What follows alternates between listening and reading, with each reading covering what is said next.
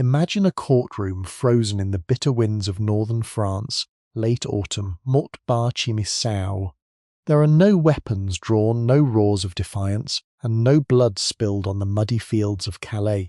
Yet what is about to transpire is one of the most ruthless acts of geopolitical calculation in the brutal theatre of the 100 Years' War. France, exhausted by decades of catastrophic warfare, financial ruin, and internal rebellion, have gathered to sign a peace treaty. But this peace is not forged through shared philosophy or mutual respect. It is bought, paid for, and sealed with the body of a child. She is Isabella of Valois. She is precisely 7 years old. While a normal 7-year-old child S-world revolves around the warmth of a nursery, the laughter of play and the safety of a mother S embrace, Isabella is currently being dressed in robes of heavy gold cloth, so stiff and weighted with precious gems that her fragile frame can barely stand under the sheer mass of royal expectation, nor as a daughter, nor even as a princess with a soul. To the grim, calculating men of the French court and the desperate, paranoid King of England, Richard II. This little girl is a high-value diplomatic commodity. She is a living, breathing insurance policy, a human shield masquerading as a bride. In this documentary series, we are stripping away the romanticized fairy tale of medieval royalty. We are diving deep into the ancient, dusty archives of the Valois Treaty to expose the terrifying, unsentimental reality of macro-power dynamics. We will analyze the cold legalities of the marriage contracts, trace the pan-side the freezing silent cross borders in a gilded litter, step inside the Kyle chambers of English palaces, where a little girl had to learn to survive among wolves. This is not a story of chivalry. This is a story of how the medieval elite traded a child's innocence to buy 28 years of fragile, uneasy peace. To understand how a 7-year-old girl ended up on the negotiating table, we must first look at the state of the world in Motim Barchimi Sao. The 100 Years' War had been dragging on for nearly 6 decades. The initial glory of English victories at Crécy and Poitiers had faded into a grueling, stagnant nightmare of attrition. Both kingdoms were bleeding out from the inside. France was ruled by King Charles VI, a man whose mind was fracturing into severe bouts of madness, leaving the French court vulnerable, divided, and terrified of another English invasion. Meanwhile, across the English Channel, King Richard II was facing a different kind of nightmare. His court was a viper-esque nest of treacherous barons, his treasury was dangerously depleted, and his domestic authority was crumbling. Richard did not want another war with France. He needed an alliance with France to crush his enemies at home. And so, the diplomats set to work. They did not look for a military solution. They needed a marriage to bind the Valois and Plantagenet dynasties together. But Richard's first wife, Anne of Bohemia, had died, leaving him childless and increasingly isolated. The French court had princesses, but none of marriageable age. Did this as detail halt the machinery of medieval diplomacy? The cold logic of the state dictated age was irrelevant when compared to the preservation of land, title, and crown. If the only available asset was a 7-year-old girl, then a 7-year-old girl would become the next Queen of England. As the cold autumn fog rolls over the encampment at Ard, the heavy iron seals are melted, the vellum parchmented, smoothed out, and the signatures are dried with fine sand. The Valois Treaty is officially active. Isabella's childhood is formally terminated by the stroke of a quill. From this moment on, her life no longer belongs to her. It belongs to the cold, calculating mechanisms of international espionage, royal duty, and survival. Before we journey deeper into the dark legalities of this ancient contract, Isabella is handed over to her new English masters. We want to share something important. We want to share something important with our community. This is a work of creative historical narrative constructed solely for educational purposes. While rooted in verified archives, certain scenes and atmospheres have been textually reimagined to provide an immersive auditory experience. To truly grasp the scale of the transaction that took place in modern Barchin Sao, we must put aside our modern concepts of morality, family, and human rights.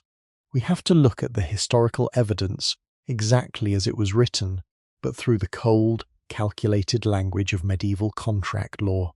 The Valois Treaty was not a declaration of love, nor was it a standard marriage agreement. Ngemwood married greed. It was an incredibly complex, multi-layered corporate merger between two of the most powerful ruthless dynasties on the planet, and like any high stakes, poised, strictly enforced, priced and strictly enforced. The survival of the English crown depended entirely on the dry math written into the vellum pages of this treaty. First, let us look at the financial architecture of this forced union. The French crown agreed to pay a staggering dowry of 800,000 gold francs for the 7-year-old Isabella. To put this into perspective, this was an astronomical sum of campaigns, building massive fortifications, and filling the depleted treasuries of King Richard II. But the French were not giving this money away out of generosity. This dowry was paid in strict, highly controlled installments. If England violated the peace treaty, if English troops crossed the borders of French territories, or if Richard failed to protect the young princess, the remaining funds would be instantly withheld. Isabella was quite literally a walking ransom note, a biological guarantee that the English king would behave himself on the international stage. But the legalities became even more cold-blooded when the contract addressed the physical reality of Isabella age. The diplomats who drafted the Valois Treaty were fully aware that a 7-year-old child could not fulfill the traditional duties of a medieval queen. She could not cohabit with the king, she could not run a royal household independently, and most importantly, she could not produce an heir to the throne. The primary function of any royal bride. The treaty contained an unprecedented, highly specific clause, a 28-year truce between England and France. Why 28 years? Because the architects of the treaty were playing the long game. Because they calculated the exact amount of time it would take for Isabella to grow from a child into a matured woman, to reach the age of consent, to consummate the marriage, and to bear children who would carry the combined bloodlines of both nations. The peace of Western Europe was mathematically calibrated to the biological development of a little girl's reproductive system. Furthermore, the contract meticulously detailed what would happen if the unthinkable occurred, if Isabella died before reaching adulthood, or if King Richard passed away before the marriage could be consummated. The legal documents state with shocking clarity that if Richard died early, Isabella was to be returned to France keeping her every single gold franc of her dowry completely intact.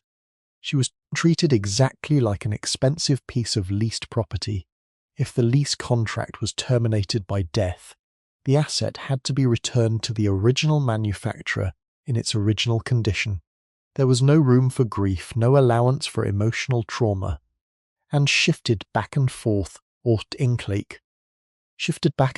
across a war-torn continent, the parchment smells of old ink, animal hide, and profound unyielding apathy toward the individual human soul.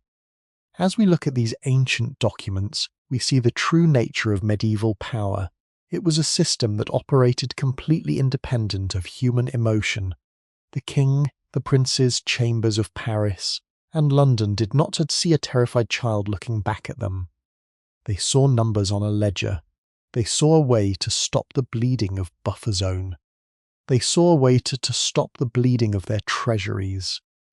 Isabella's childhood was simply the cost of doing business on the grand stage of European history. If you are fascinated by these hidden, untold chapters of human history and want to explore the deep, unfiltered realities of the past with us, please take a moment to support our journey. Hit that subscribe button, turn on this historical sacrifice, and leave a comment below with your thoughts, fellow history enthusiast. Your support allows us to keep allows us to keep digging into the archives to bring these powerful stories to light. Now let us return to the foggy borderlands of Calais, where the legal text became a heartbreaking reality. The legal ink was dry. The financial terms were set. Now the abstract words written on parchment had to be translated into brutal physical reality. In late October of Montbarchi-Missau, the small town of Saint-Omer near Calais became the stage for one of the most visually spectacular yet emotionally devastating spectacles of the Middle Ages. It was here that the French royal family had to form incest to her new English masters. The transition was designed to be an overwhelming display of wealth and majesty. Not to theatrical performance meant to mask the cold-blooded nature of the transaction, but beneath the glittering gold fabric and the grand sweeping tapestries lay a profound, heartbreaking human tragedy. For weeks, Isabella had been surrounded by her French nannies, her childhood servants, and her mother, Queen Isabeau of Bavaria. She was a child who spoke Parisian court and who relied entirely on the familiar faces of her caretakers for a sense of safety. Suddenly, that safety was completely dismantled. The historical records describe a massive complex of silk tents constructed in the neutral zone between the French and English encampments. The scale of luxury was staggering. Huge pavilions made of crimson ladelis and English leopards stood against the grey, desolate autumn sky. Hundreds of knights, barons, and dukes from both nations stood in silent, rigid formation, their polished armour reflecting the pale northern sun. When the moment arrived for the formal handover, Isabella was placed a magnificent, heavily decorated litter. This was not a carriage for comfort. It was a moving display case. Surrounded by a massive escort of French princes, the litter moved slowly across the muddy, wind-swept fields toward the English lines. Walking alongside the litter were her uncles, the powerful Dukes of Burgundy and Berry, men who had spent years learning how to use this child to secure their own political survival.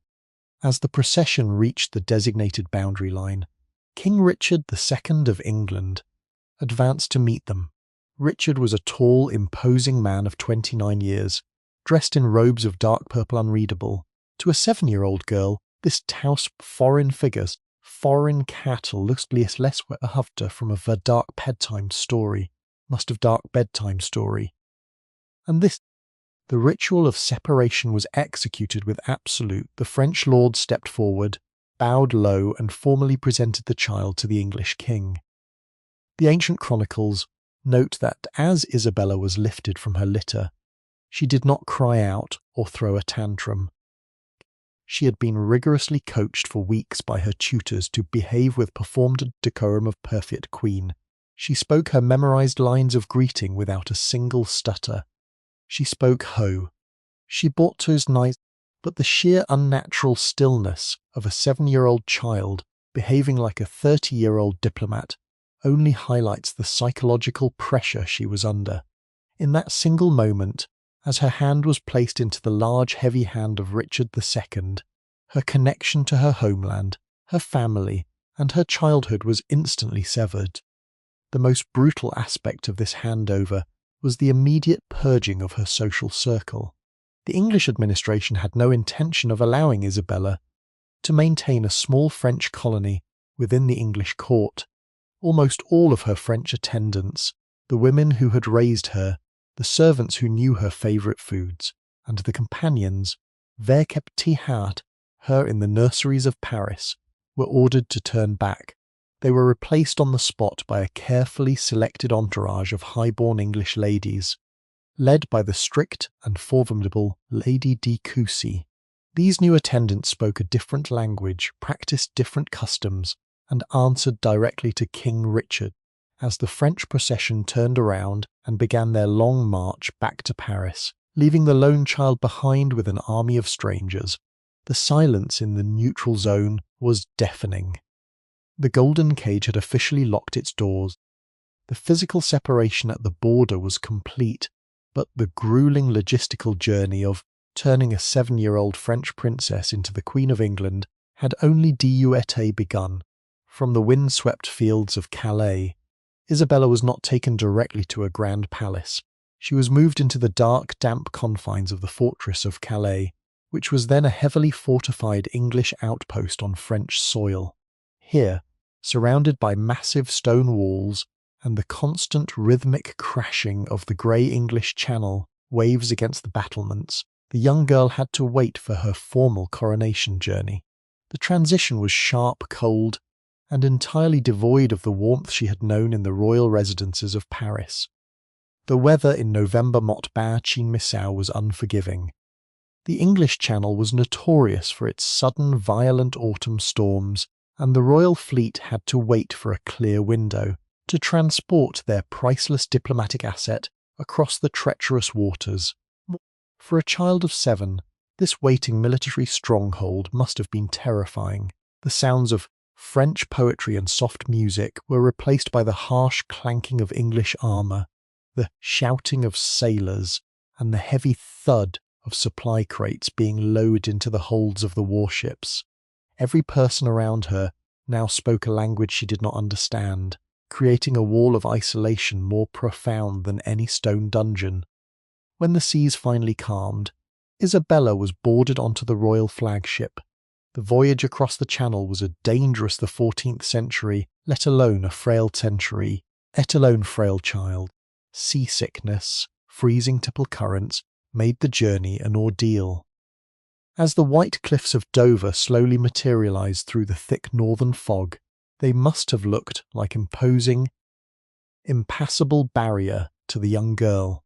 She was entering a land that for generations had been taught to hate the very blood that ran through her veins. To the common people of England, she was not an innocent child. She was the daughter of their greatest enemy. Upon landing on English soil, there was no time for rest or acclamation.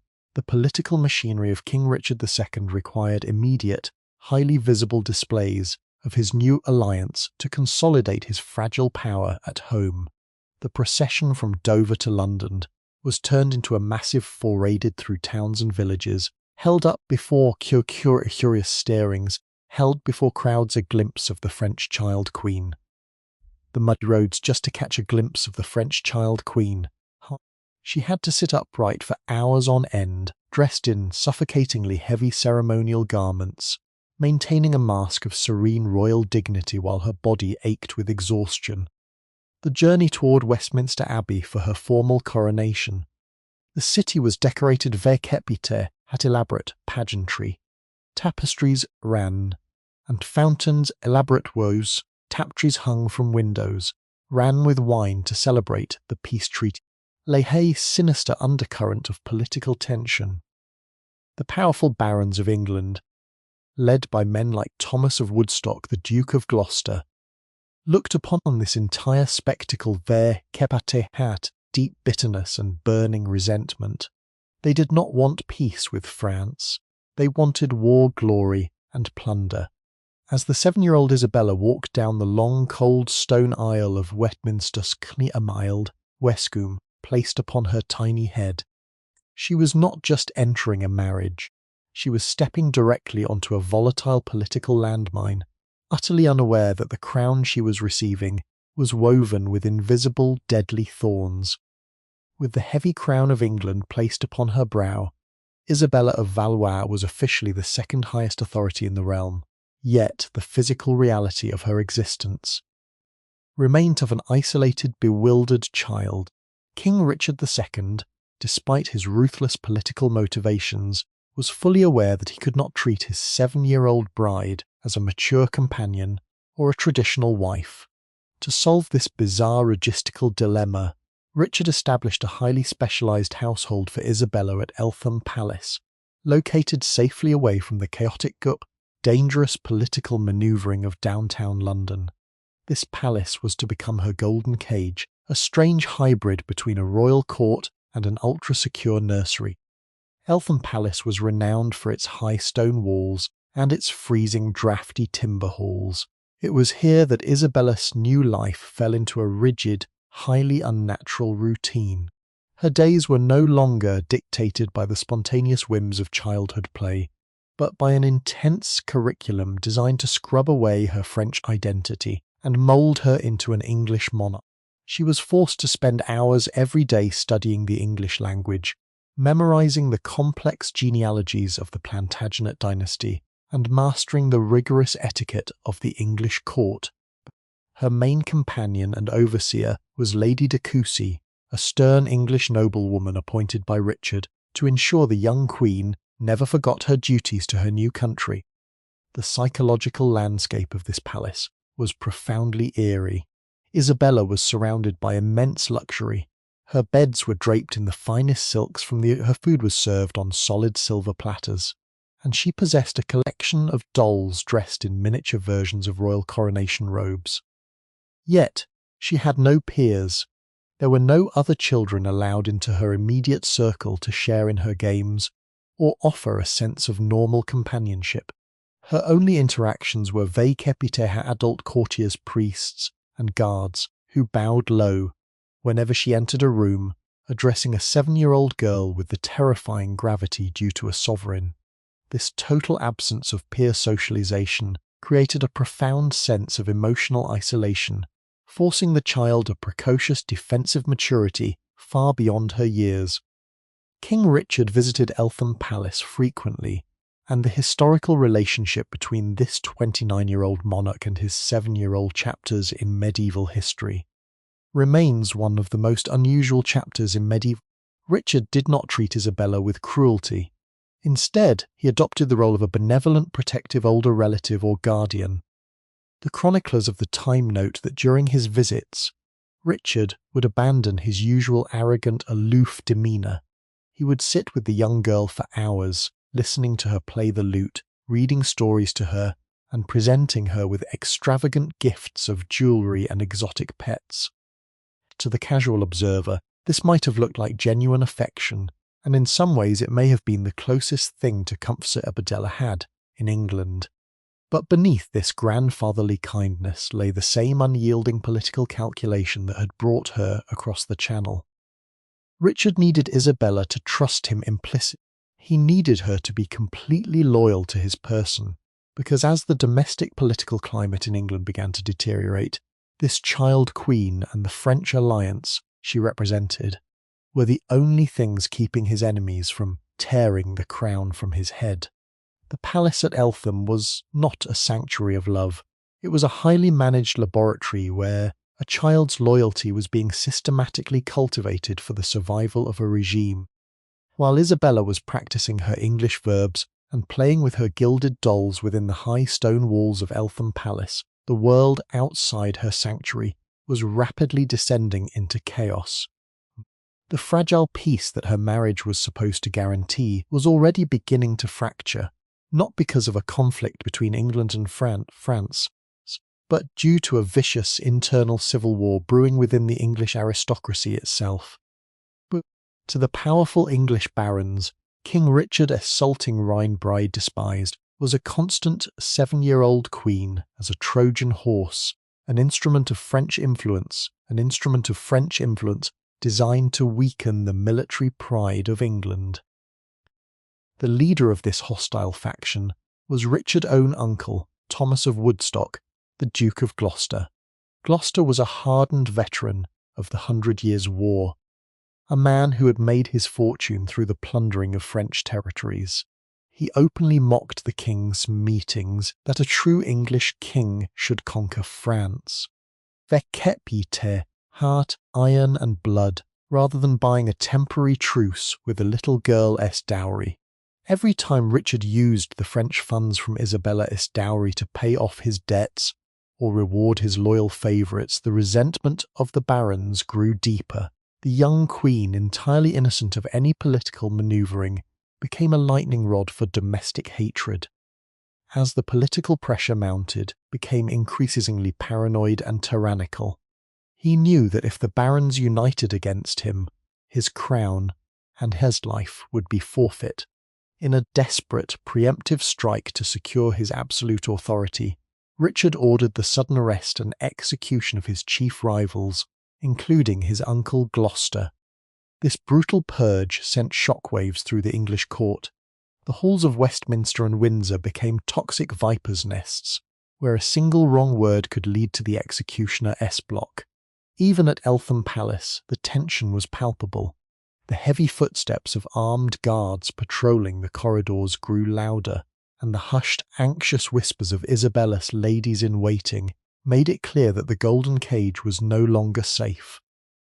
Isabella was now 8 years old enough to sense the profound danger surrounding her, but completely powerless to stop it.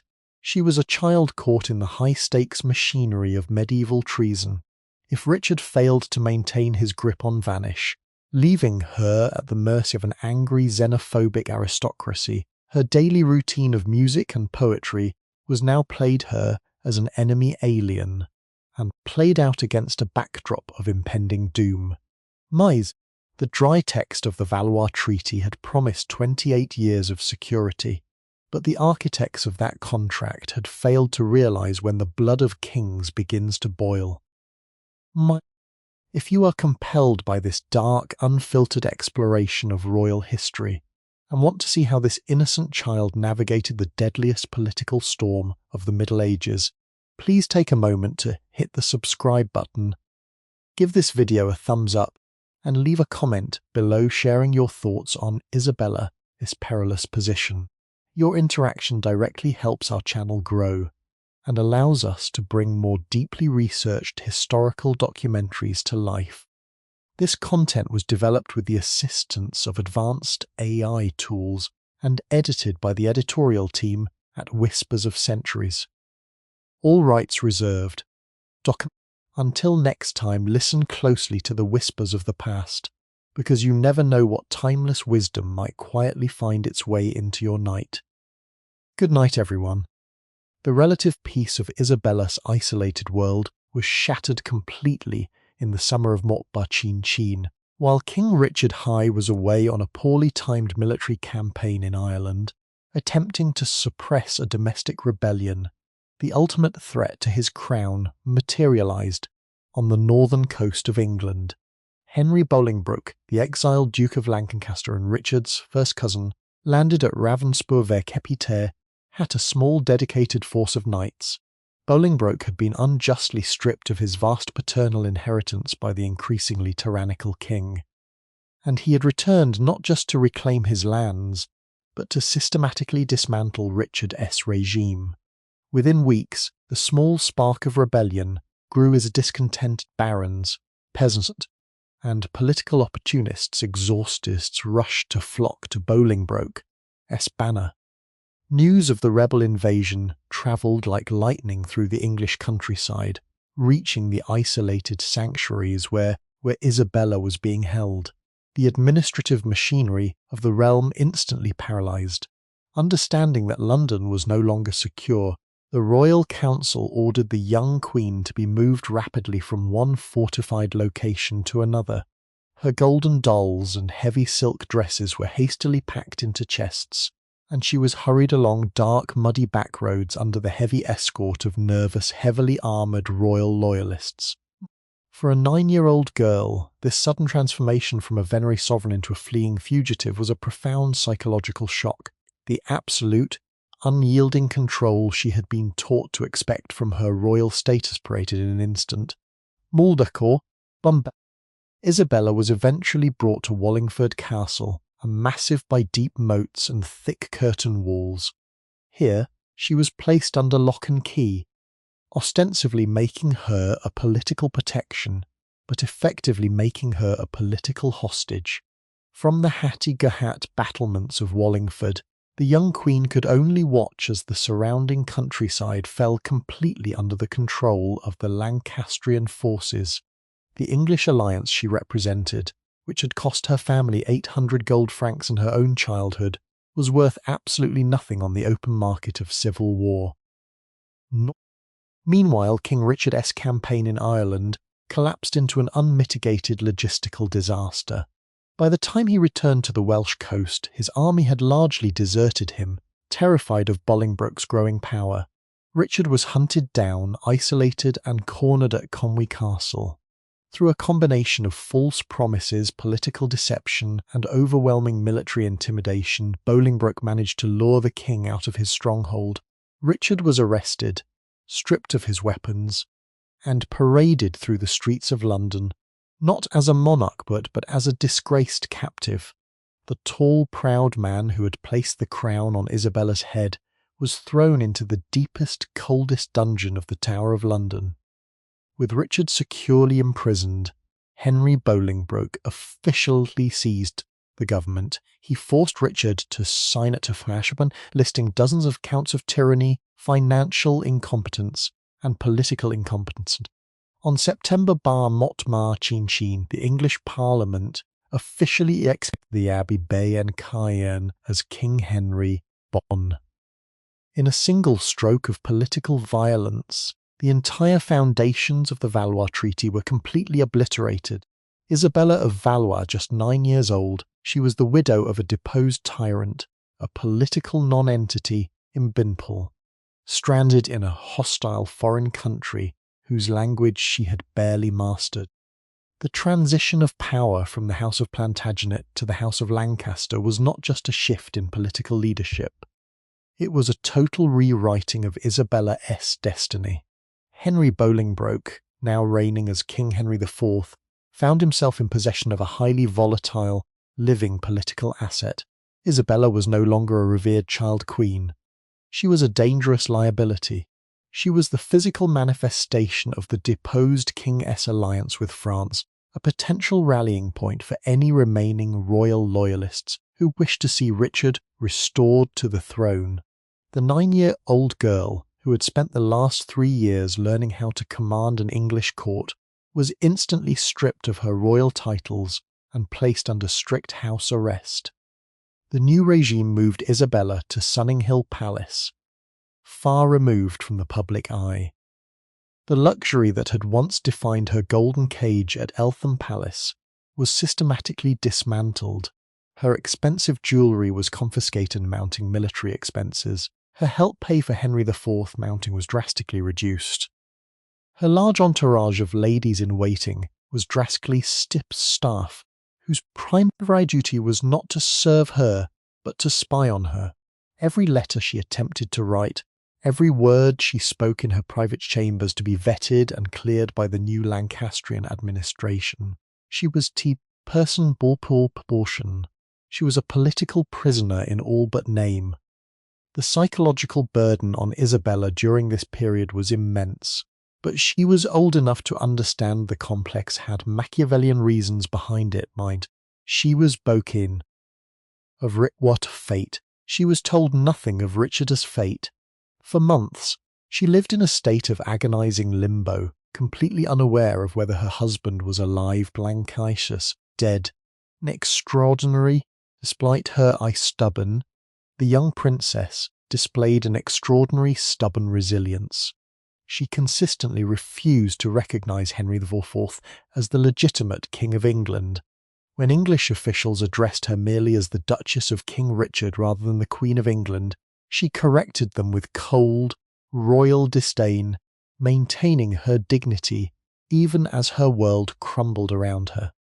The situation became infinitely more grim in February Mortbonne.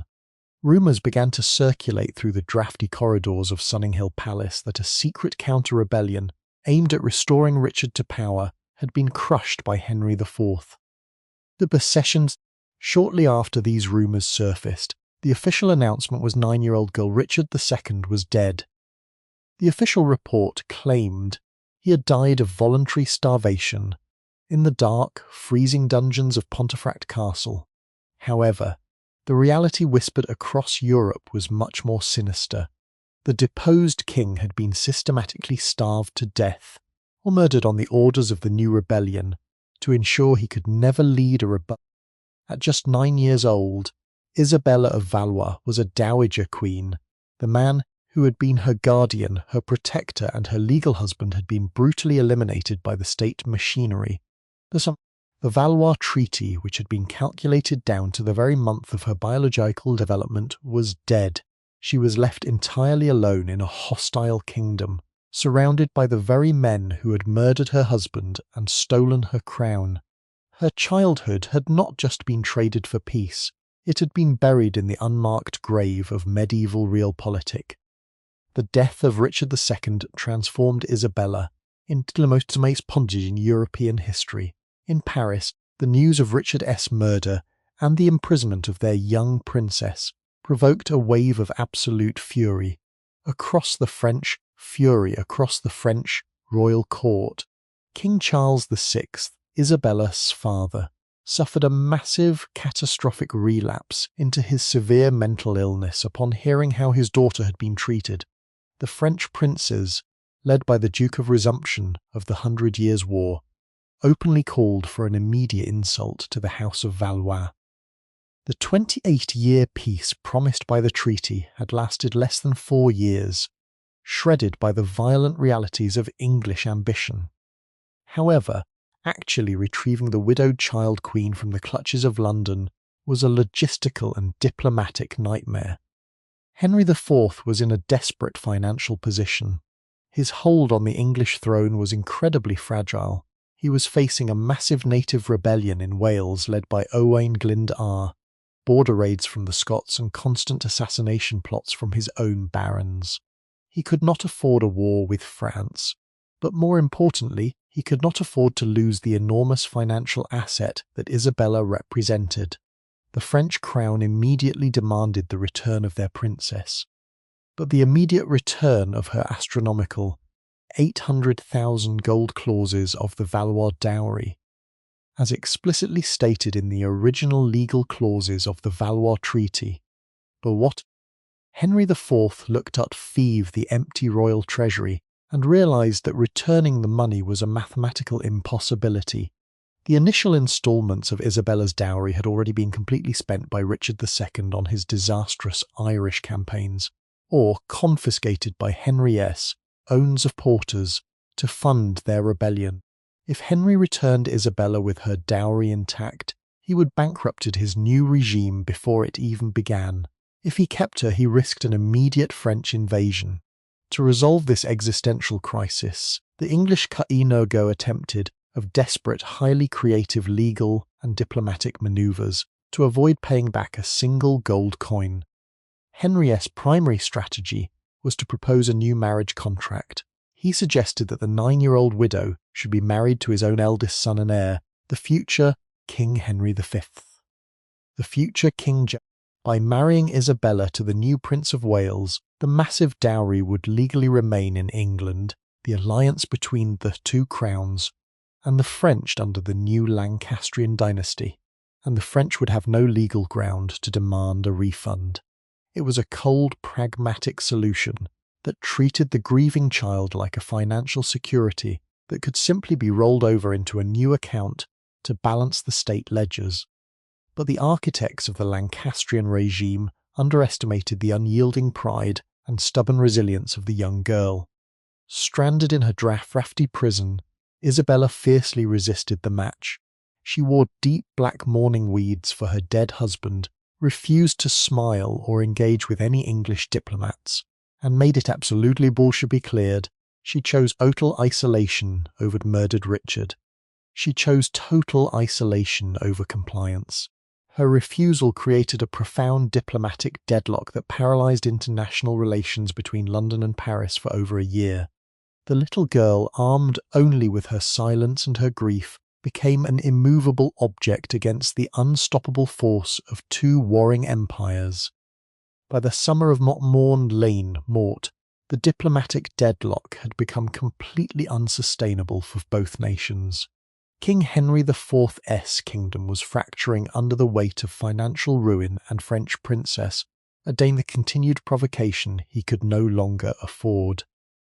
In Paris, the French royal family, realising they would never see a single gold dowry returned from the bankrupt English treasury, shifted their strategy.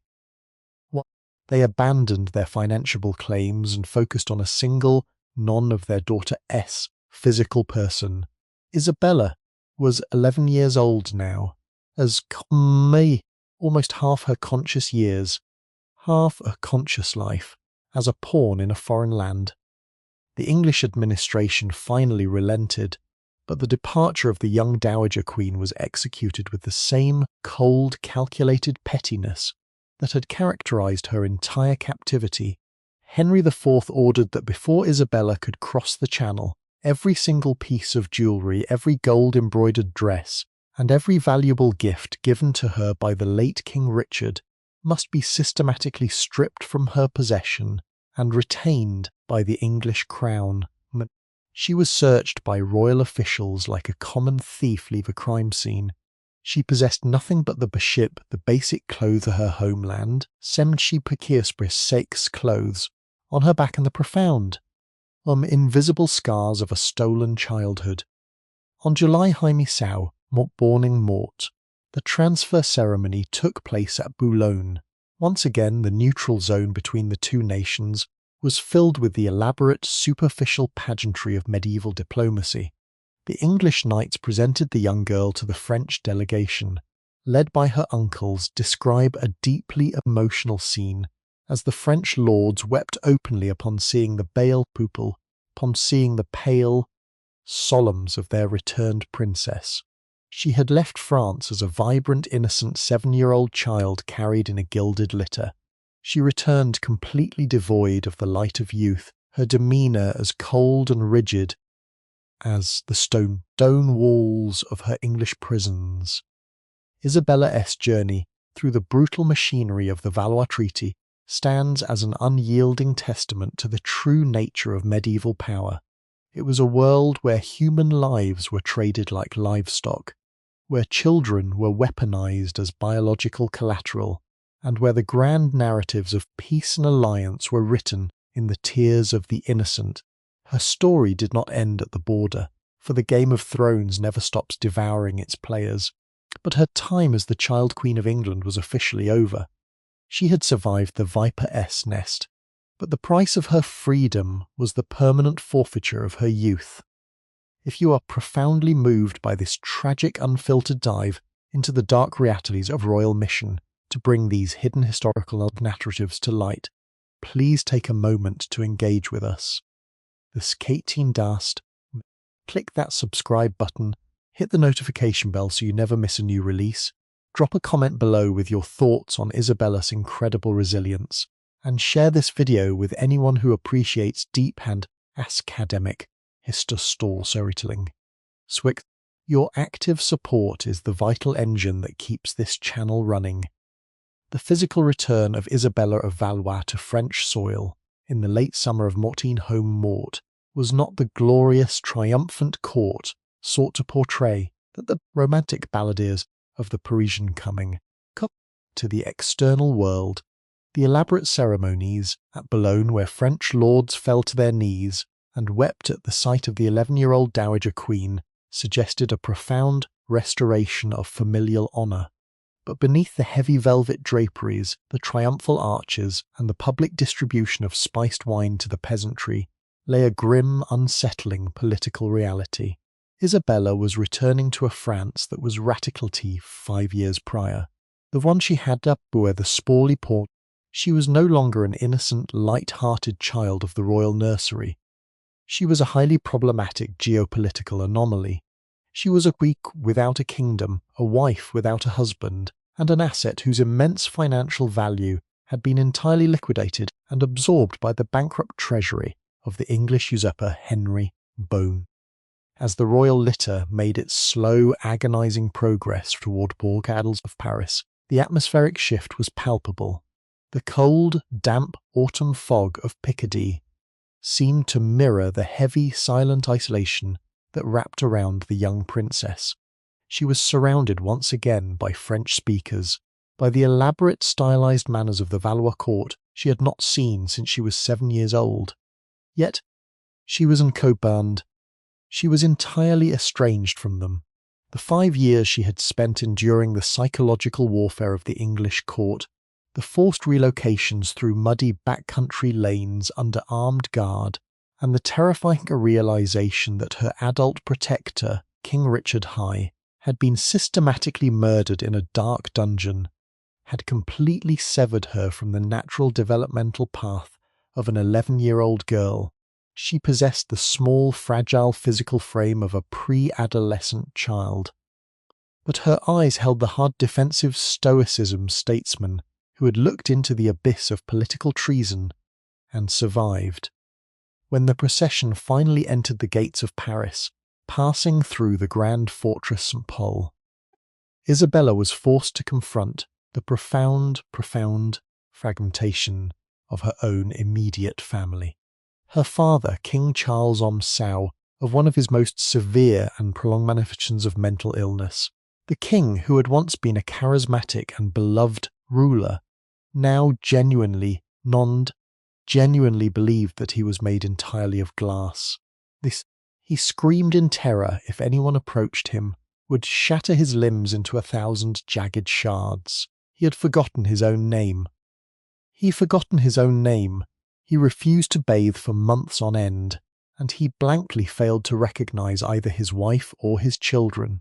For Isabella, who had been raised to believe the authority whose divine right protected her across the seam, witnessing this weeping, unkempt, broken man, hidden away in the dark, padded chambers of the Hotel St. Paul, was a devastating psychological blow.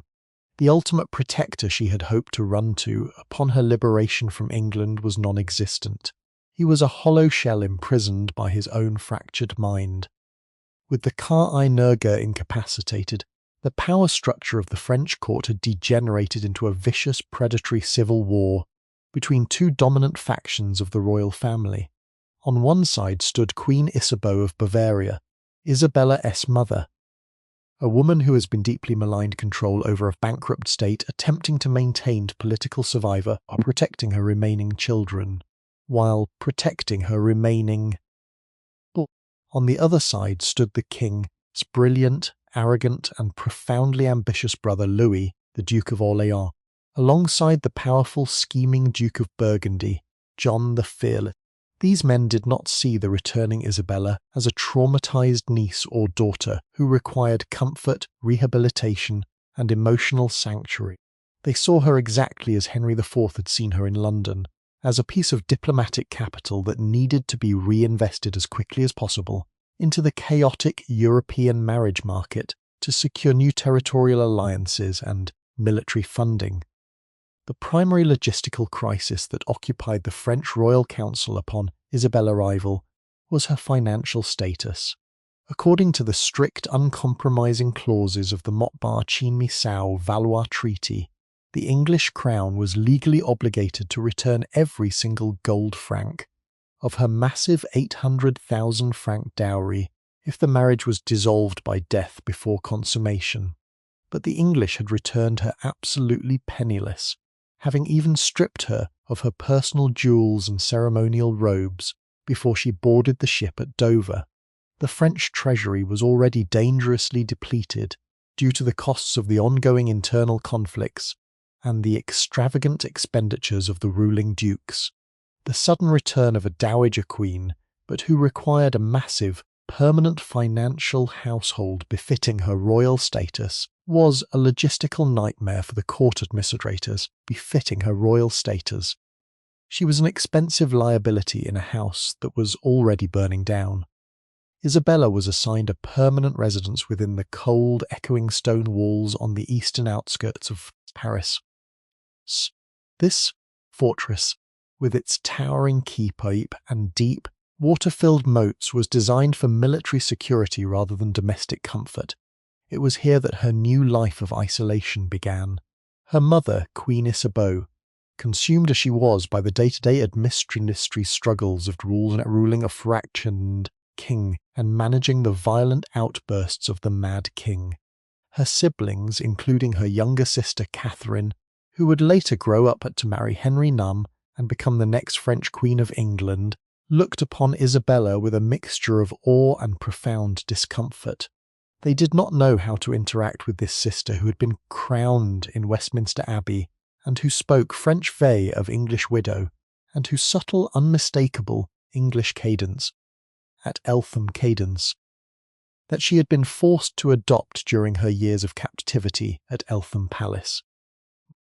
The daily routine at Vincennes was intentionally designed by her tutors to force Isabella back into submissive, pious French princess, but the psychological damage could not be erased by royal decree. She spent hours in the castle chapel, kneeling on the hard, freezing stone floor before the altar, praying for the soul of her murdered husband, Richard High. The historical documents record that she fiercely resisted any attempts by her ladies in waiting to replace her black mourning weeds with the bright, colourful, ostentatious silk dresses favoured by the fashionable Parisian court. She held on to her grief like a shield, utilising her status as a mourning widow to deny her uncles and her mother the opportunity to immediately throw her back onto the marriage market. She understood, with a terrifying clarity, that no 11-year-old should possess, that the moment she put off her mourning clothes, she would once again become a target for the predatory diplomats who sought to trade her flesh for another temporary truce. The court poets of Paris, including the famous Christine de Pizan, one of the earliest female intellectuals in European history, wrote extensive, beautifully crafted elegies for the young princess.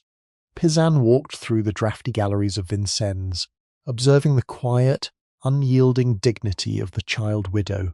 In her writings, Pizan praised Isabella, not for her beauty or her wealth, but for her extraordinary refusal to our best, and her absolute refusal to allow the corrupt, male-dominated power structures of the court to break her spirit.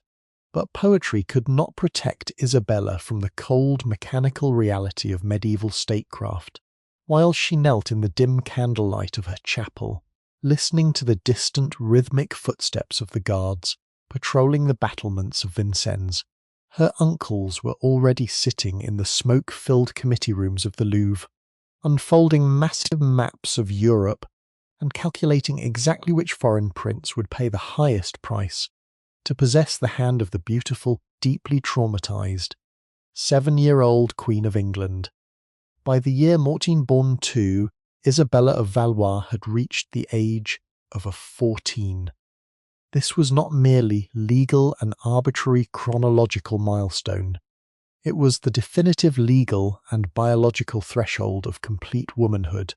At 14, according to both the French kingdom, a royal princess was officially capable of consenting to a marriage, running an independent aristocratic household, and, most crucially, consummating a physical union to produce heirs for a dynasty.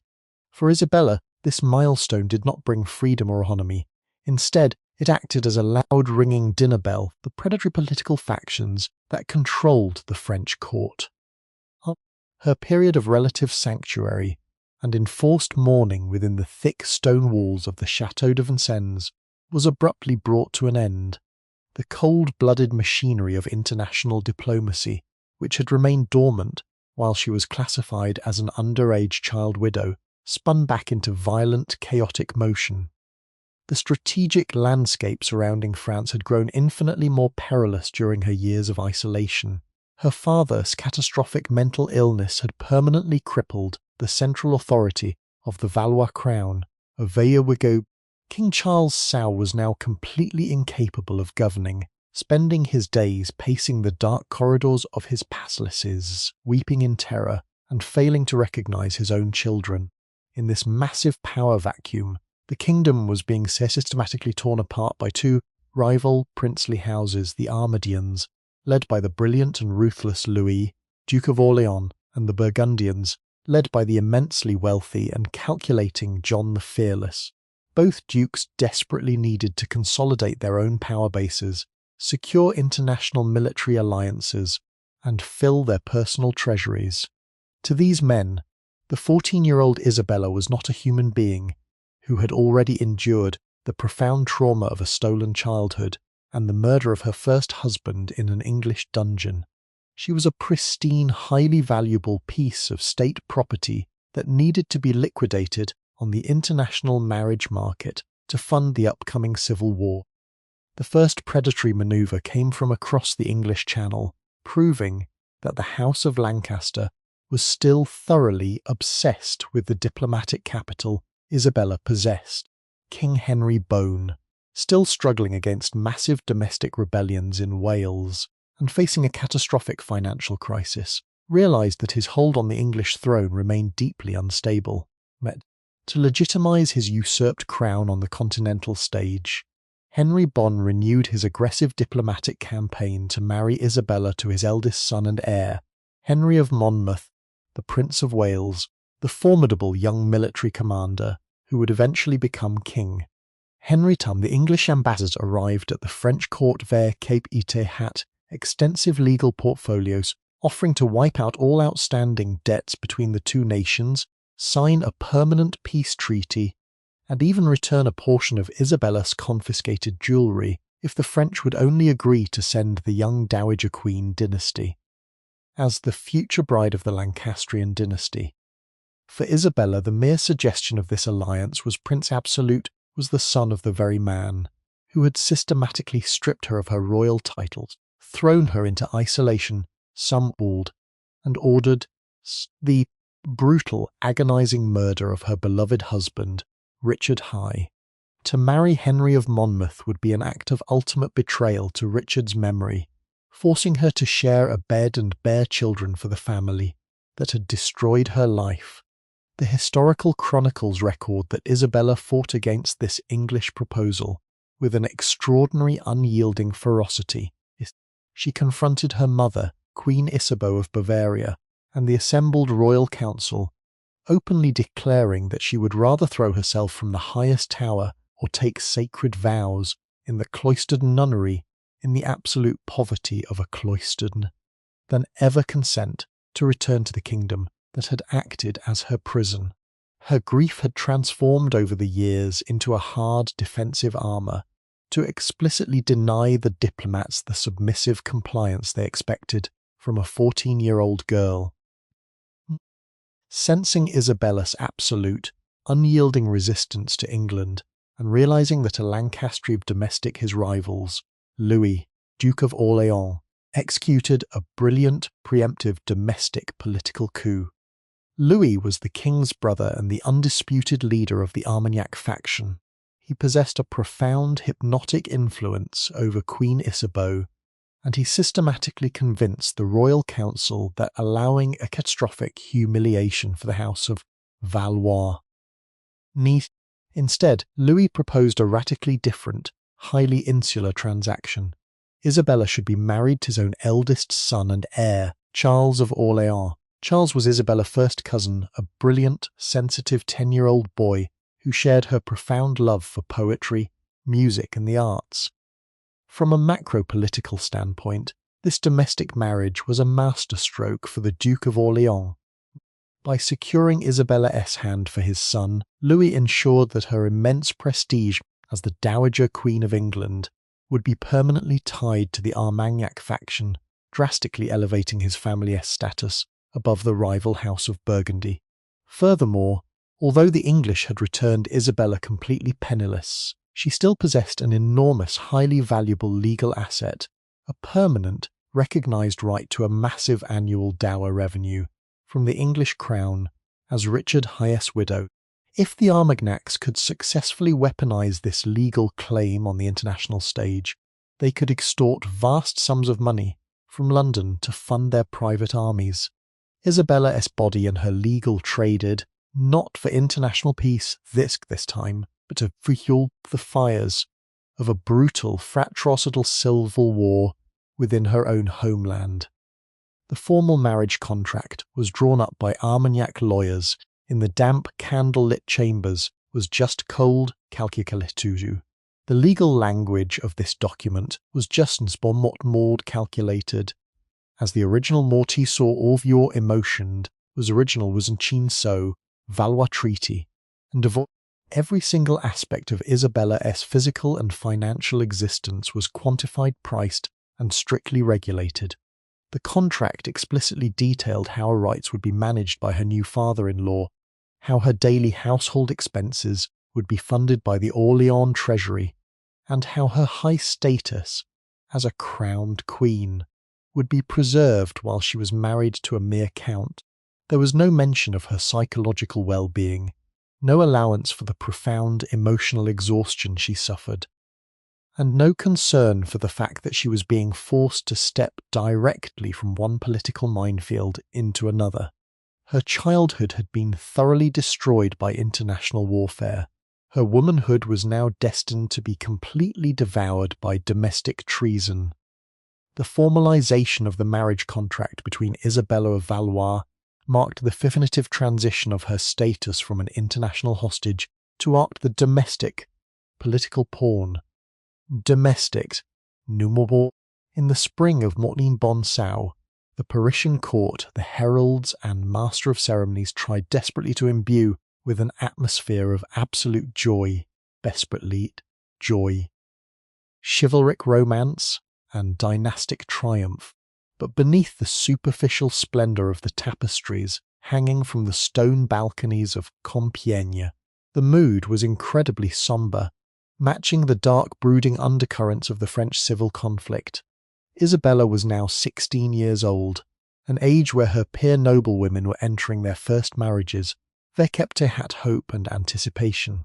For Isabella, however, this was her second journey to the altar, and she walked toward it not as a willing bride, but as a weary political veteran who understood that every vow uttered before the Archbishop of Reims was simply another set of guild destiny of the House of Valois, binding her to the volatile destiny of the House of Valois. The physical and psychological contrast between the bride and the groom was one of the most striking and bizarre aspects of the entire ceremony. While Isabella was a mature, solemn 16-year-old woman who had already worn the imperial crown of a foreign realm and endured psychological isolation of house arrest in England and survived the traumatic grief of her first husband's murder, Charles of Orléans was a mere child of 11. He was a highly intelligent, exceptionally sensitive boy for lyric poetry and the gentle arts of the court, but he was completely unversed in the brutal hyper-masculine world of medieval realpolitik and military command. As they stood side by side on the raised wooden dais in the centre of the cathedral, Isabella towered over her young husband, creating a visually jarring spectacle that did not escape the notice of the contemporary chroniclers. She was a queen marrying a boy who was still legally a child, a biological and social inversion of her first marriage to the towering, imposing 29-year-old Richard High, with an overwhelming, almost suffocating display of luxury, designed explicitly by Louis, Duke of Orléans, to project the absolute financial and political South supremacies of the Armagnac faction over their Burgundian rivals. Isabella was dressed in robes of heavy crimson velvet, embroidered with thousands of seed pearls and golden fleur-de-lis, her long train carried by a row of high-born countesses. Her hair, which had been hidden beneath the black veil of a widow for nearly 6 years, was now unbound and crowned with a magnificent diamond tiara. Yet the historical records note that her face remained entirely any emotion-like, as the heavy gold rings were exchanged, but completely void of she performed her bows with the flawless mechanical precision she had practiced since her nursery days in Paris.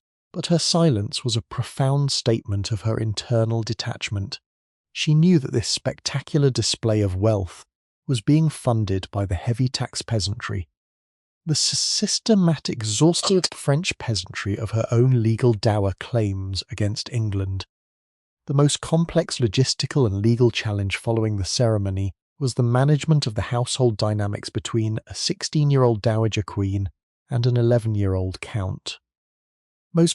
Because of Charles' tender age, the marriage could not be legally or physically consummated, a fact that required the legal intervention of papal dispensations and the constant oversight of royal physicians. Isabella was established in her own independent grand household private palace, a sprawling complex of luxury pay apartments, private chapels and enclosed gardens, but she was never truly alone. Her father-in-law, the Duke of Valence, over her entire court, dictating a strict who could speak to her, which letters could be sent to her relatives, and how her substantial revenues were to be distributed. among the Armagnac military commanders. As the winter of Montaigne-Bonsau approached, Isabella found herself trapped in a strange limbo-like existence. By day she had to maintain the immense, Digna Dowager Queen of England, receiving foreign ambassadors, presiding over grand feasts, and acting as the primary cultural icon of the Orléans faction. By night, she returned to her quiet, not drafty Tum Kung, where her young fulfilled the duties of a spouse, but to read, practice romantic poetry, practice his lute compositions, and seek the comfort of a mature, protective companion who understood the terrifying pressures of their royal bloodlines. In this shared isolation, a deep, genuine intellectual bond formed the two cousins, rooted in their mutual love for literature, caught in their shared status as vulnerable children caught in the jaws of a predatory political system. But this brief, fragile peace within the walls of the Hôtel d'Orléans was destined to be violently shattered. Blade was already lengthening across the dark, narrow streets of Paris. The fragile domestic sanctuary that Isabella of Valois had cautiously built within the grand chambers of the Hôtel d'Orléans was completely obliterated on the dark, ice-slick night of November Jaime Bar. Montbon, her father-in-law Louis, Duke of Orléans marriage, and the Prime Minister of the fractured Frankish Kingdom, was brutally assassinated in the narrow, shadows-drenched streets of Paris. Louis had been leaving the residence of Queen Isabeau of Bavaria when he was violently ambushed by a well-organized cabal of masked men, wielding heavy broad-axes and daggers. The assassins, acting under the direct cold-blooded orders of John the Fearless, the Duke of Burgundy, systematically hacked the Duke to pieces, leaving his mutilated body in the freezing mud of the Rue Va du Temple, before fleeing into the labyrinthine alleys of the capital. The news of the assassination struck the Parisian court like a cataclysmic thunderbolt, throwing the entire mystery machinery of the Valois dynasty into absolute unmitigated panic. For Isabella, now 17 years old, the trauma was an agonizing, terrifying echo of her past.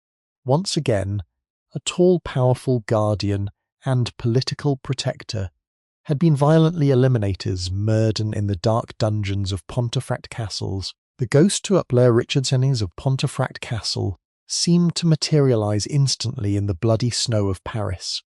The young queen, who had spent her entire life being shifted across borders, understood with absolute clarity that the thin veneer of royal majesty, chivalric honour, and complete divine right was a complete illusion.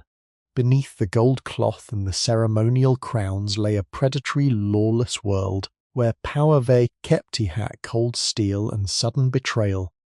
The psychological impact on her young husband, Charles of Orléans, was devastating. At just 13 years old, the sensitive boy who had days writing lyric poetry and studying classical philosophy was suddenly thrust into the brutal position of the Duke of Orléans. He was now the titular head of the Armagnac faction, legally obligated to seek vengeance for his father's blood against the immensely wealthy, militarily superior House of Burgundy. The historical records chronicle that Charles collapsed into a deep, debilitating state of grief and terror, completely overwhelmed by the crushing weight of his new dynastic responsibilities. In this moment of profound family crisis, Isabella abandoned the passive detached role of a submissive princess. She stepped forward as the primary emotional husband, utilizing the hard-won resilience she had developed during her years of captivity in England to guide the broken boy through the toxic viper's nest of the court. The political situation in Paris degenerated into an absolute deny his crime.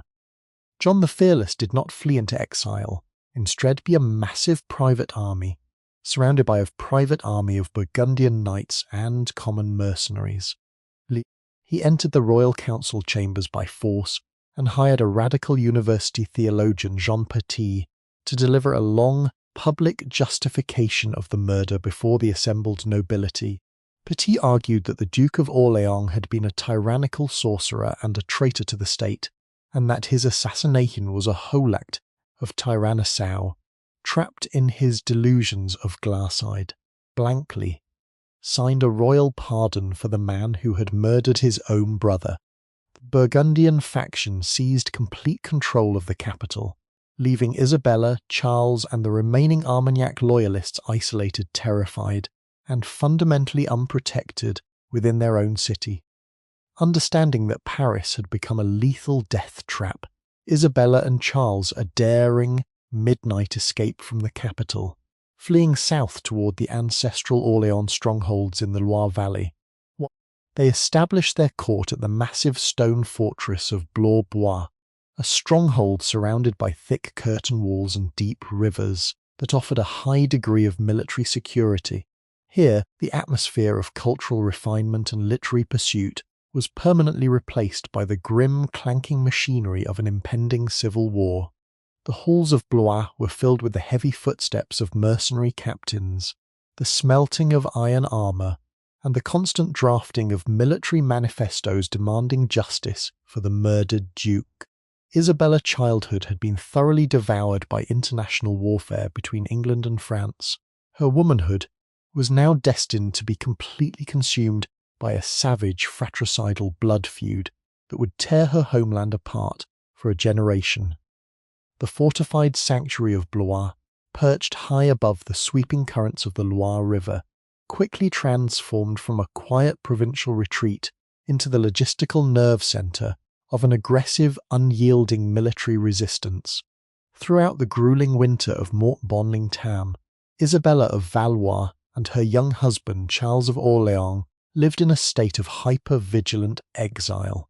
They were fundamentally aware that the Burgundian faction, under the iron physical control over the mad King Charles Sau, the royal treasury, and the strategic gates of Paris. At 18 years old, Isabella found herself acting not merely as a supportive consort, but as the primary administrative engine of the Orléans dynasty. Her husband Charles, though rapidly maturing under the immense pressure of his father's violent death, was still 14 years old, and relied heavily on Isabella's profound, first-hand understanding of political survival, state documentation, and the ruthless nature of macro power structures. Together, the young couple began the monumental task of constructing a grand coalition of princes to crush the House of Burgundy and avenge the murder of Louis d'Orléans. The halls of Blois, which had once echoed with the soft chords of the lute and the delicate metres of courtly love poetry, were now filled with the harsh clanking of armourers, and the dryce of mercenary captains, and the dry scratching of quills, as lawyers drafted massive legal manifestos. Isabella utilised her immense personal prestige as the Dowager Queen of England and the eldest daughter of the French sovereign to legitimise their cause. She sent personal emissaries to her brothers, the Dauphin Louis and Prince John, and established secret diplomatic channels with the powerful Dukes of Berry, Bourbon and Brittany, pleading with them to look past their individual territorial ambitions and join the Orléans family in a sacred league against the lawless tyranny of John the Fearless. The primary logistical obstacle confronting the young Duchess was the utter lack of financial capital. The English crown under Henry Bonne continued to maliciously withhold her massive dower revenues, and the Burgundian administration in Paris had completely cut off all official state stipends to the Orléans household. To fund the massive army required to challenge the Burgundian supremacy, Isabella had to make an agonizing, highly unsentimental sacrifice. She ordered the systematic cataloguing and liquidation of her remaining personal assets. The ancient inventories record that her private collection of gold plate, her exquisite silver-gilt chalices, her heavy silk tapestries, and even the precious gemstone-encrusted reliquary she had managed to preserve from her childhood were brought before Jewish and Italian moneylenders in Blois, to be weighed, melted down, and converted into cold, hard coin. Every piece of jewellery she sacrificed was directly translated into the wages of Scottish archers, Gascon crossbowmen, and German mercenary cavalry. By the spring of Morton-Bonchine, the dry legal parchment of their Cromanic finally bore fruit. A formal military alliance was signed at Gien, uniting the House of Orléans with the wealthy and powerful Bernard Bey, Count of Armagnac. Bernard was a notoriously brutal, exceptionally capable military commander who brought with him thousands of hardened, fiercely loyal southern mercenaries. To permanently seal this critical alliance, it was decided that Charles of Orléans' younger brother, or Charles himself in the event of any diplomatic restructuring, would bind their bloodlines to the Armagnac dynasty. Because Bernard Bey quickly assumed the practical military leadership of the anti-Burgundian coalition, the entire faction abandoned the name of Orléans and became known to history as the Armagnacs. The stage was officially set for a savage, devastating civil war that would plunge the towns, fields, and lawless bloodbath with the young priestly centre not in Isabella, as standing above the absolute centre of the storm, orchestrating the very forces of vengeance that threatened to consume her homeland. The formalization of the Armagnac alliance at Gien fundamentally altered the daily existence of Isabella of Valois. Blois was no longer a quiet refuge for exiled nobility. It had transformed into a sprawling, chaotic military garrison. The air inside the stone courtyard was permanently thick with the acrid blacksmiths forging spearheads, the high-pitched, nervous whinnying of war horses being broken for heavy cavalry charges, and the continuous, discordant shouting of multilingual mercenary troops demanding their weekly wages. Isabella, now 19 years old, was no longer just a figurehead of royal grievance. She had become the practical day-to-day administrative director of a war machine.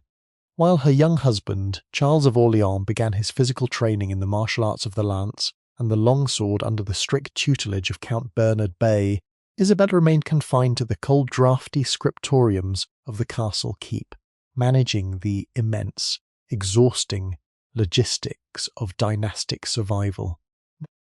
Her primary, never-ending nightmare was the financial maintenance of the Armagnac host.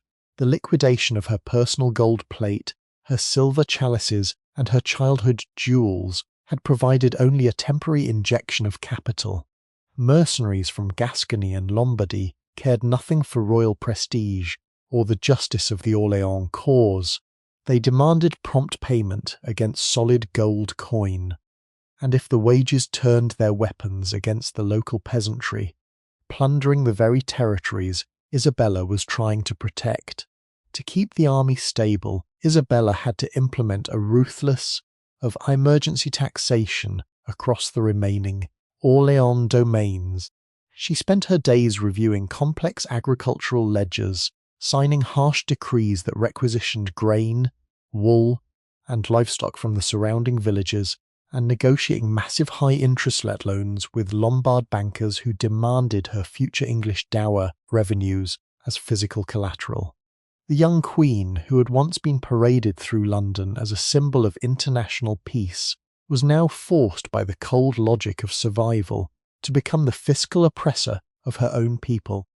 Amidst this relentless administrative pressure, the dynastic expectations of the House of Valois caught up with Isabella's biological reality.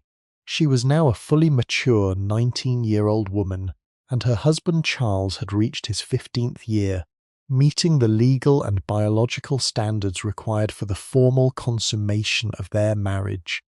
The private relationship between the two cousins, rooted in a shared love for poetry and a mutual isolation, was now subject to the harsh clinical demands of royal lineage. The Armagnac coalition desperately required an heir, a biological guarantee that the line of Louis d'Orléans would continue to challenge the Burgundian supremacy, even if Charles were to fall on the upcoming battlefields of the Civil War.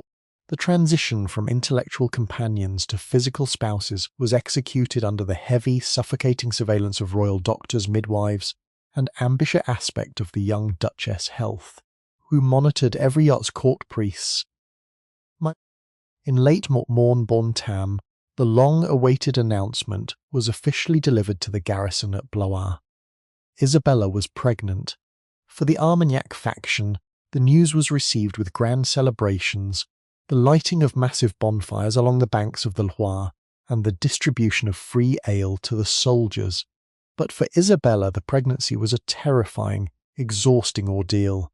Her physical frame, already weakened by years of chronic psychological stress, the trauma of her childhood exile, and the relentless day under the biological tolling blood feud, struggled profoundly under the biological toll of gestation. She was confined by her physicians to her private tum-kung, away from the smoke and noise of the military courtyard, yet she could not escape the dark reality of her position.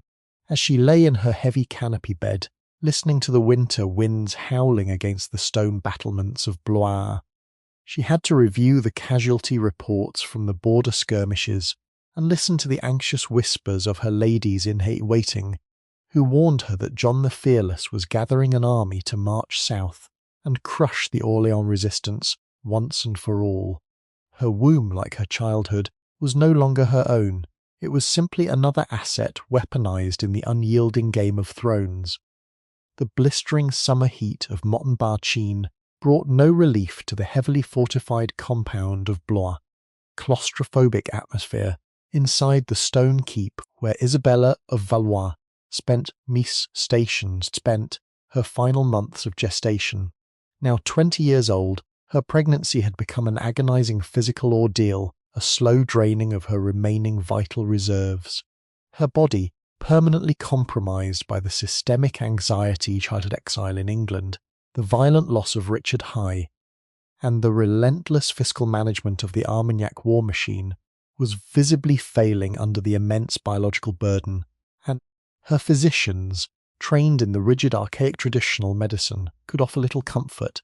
They bled her frequently to balance her humours, a practice that only left the young Duchess increasingly lethargic, pale, and profoundly weak as the date of her delivery approached. Outside her heavily curtained chambers, the mechanical gears of the Civil War continued to grind without a single pause for royal sentiment. Her husband, Charles of Orleans, by his responsibilities as the nominal leader of the anti-Burgundian coalition, was frequently away from the castle, Bécussy Bourg sitting in emergency war council or sitting emergency pools with Bernard Bey of Armagnac. Isabella was left largely alone, surrounded only by her midwives, a few loyal ladies in waiting, and the constant ominous scratching of quills from the adjoining scriptorium. Even from her sickbed, she was forced to sign administrative decrees of local church silver to pay the wages of the Gascon mercenaries who patrolled the perimeter walls. Her existence had been entirely stripped of privacy, autonomy, and human tenderness. She was treated simply as a royal vessel's long enough to secure be kept alive, just long enough to secure the succession of the Orléans lineage. On the night of September Muribar Montbond-Linchin, Isabella went into a prolonged, catastrophically difficult labour. The historical chronicles of the House of Valois describe the scene inside the tum-kung as one of absolute desperation. For over 24 hours the young queen endured agonizing contractions, while her midwives prayed before the relics of Saint Radegund and applied warm poultices to her swollen abdomen. The primitive state of medieval obstetrics meant that any complication during childbirth was an immediate, terrifying death sentence. As the hours dragged into the early morning of September Miri Bone, it became painfully clear to the attending physicians that exhausted body did not possess the physical strength required to survive the delivery. She was bleeding out from the inside, her pulse fluttering erratically under the candlelight, while the screams of her agony echoed through the damp stone corridors of the castle keep. With a final convulsive effort, Isabella gave birth to a living child. A daughter, faction, the birth of a healthy infant was a vital dynastic success, a biological guarantee that the bloodline of Louis d'Orléans endure to challenge John the Fearless. but the price of this success was the immediate, permanent forfeiture of the mother-s life. Moments after the child was cleared from her womb, Isabella collapsed into a profound and unresponsive of doctors' shock. The continuous hemorrhaging could not be stopped by the frantic efforts of her doctors. At just 20 years old, Isabella of Valois, the former diplomatic commodity of the 100 Years' War, and the resilient survivor of Eltham Palace, two separate political vipers' nests, drew her final ragged breath. The silence that settled over the chamber at Blois was absolute. The child queen, who had never been permitted to experience a normal childhood, whose body had been traded across borders like a commercial asset, and whose womanhood had been thoroughly devoured by the fires of domestic treason, was finally beyond the reach of the diplomats, the dukes, and the kings. Her young husband, Charles, upon returning to the castle to find wife dead and his newborn daughter crying in the arms of a wet nurse, was completely shattered by grief. He would later immortalize his profound sorrow in some of the most beautiful, heartbreaking literature, mourning the loss of the gentle cousin who had acted as his protector, his adviser, and his only true friend in a lawless world. Isabella was buried with quiet royal dignity in the Abbey of Silent Lormer in Blois, her tomb unsentimental reality of medieval power which had demanded everything from an innocent child, and left her only a cold stone effigy in return. The passing of Isabella of Valois in the damp claustrophobic chambers of Blois did not cause the grand grinding gears of European diplomacy to hesitate for a single second. In the brutal, hyper-calculating landscape of the early 15th century, the death of a 20-year-old duchess was not viewed as a tragedy of stolen innocence, but rather as a sudden, inconvenient vacancy on the geopolitical chessboard. Isabella's physical presence, which had spent 13 of her 20 years acting as an ironclad guarantee for international treaties and private blood feuds, was gone. Yet the legal text of the Valois Treaty of Montbard-Chinsau, alongside the massive unresolved financial debts associated with her name, continued to float over the royal courts of Paris, London, and Burgundy like a persistent, toxic ghost. Her death did not bring an end to the exploitation of her legacy. Instead, it triggered an immediate, aggressive scrambling among her surviving relatives to weaponize her memory for their own survival. Her young husband, Charles of Orleans, now a 15-year-old widower, was left in a position of acute, terrifying vulnerability. The deep, genuine intellectual and emotional bond he had shared with Isabella, the cousin who had acted as his strategic protector, his financial manager, and his only isgomely true confidant following his father's brutal assassination, was completely severed.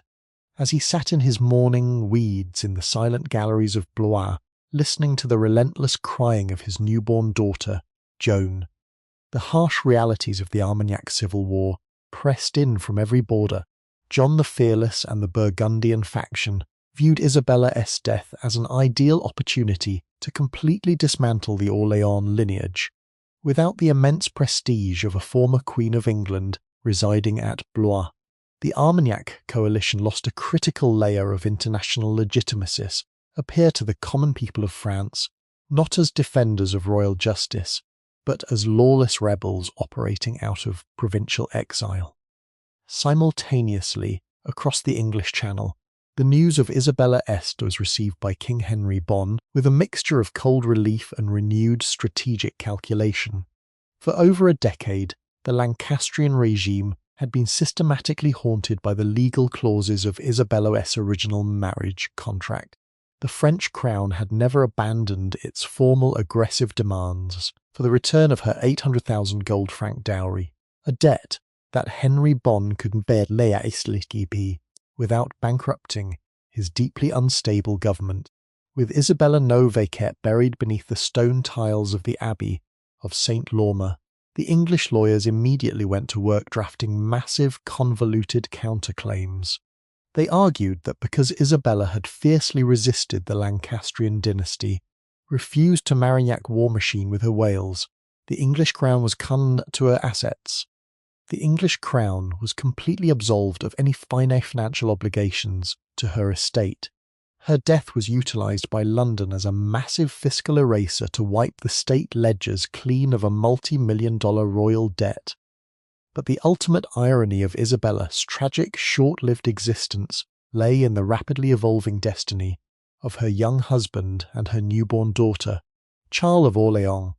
Driven by the absolute military protector to replace the administrative engine he had lost in Isabella, was forced by his counsellors to enter into a third political marriage.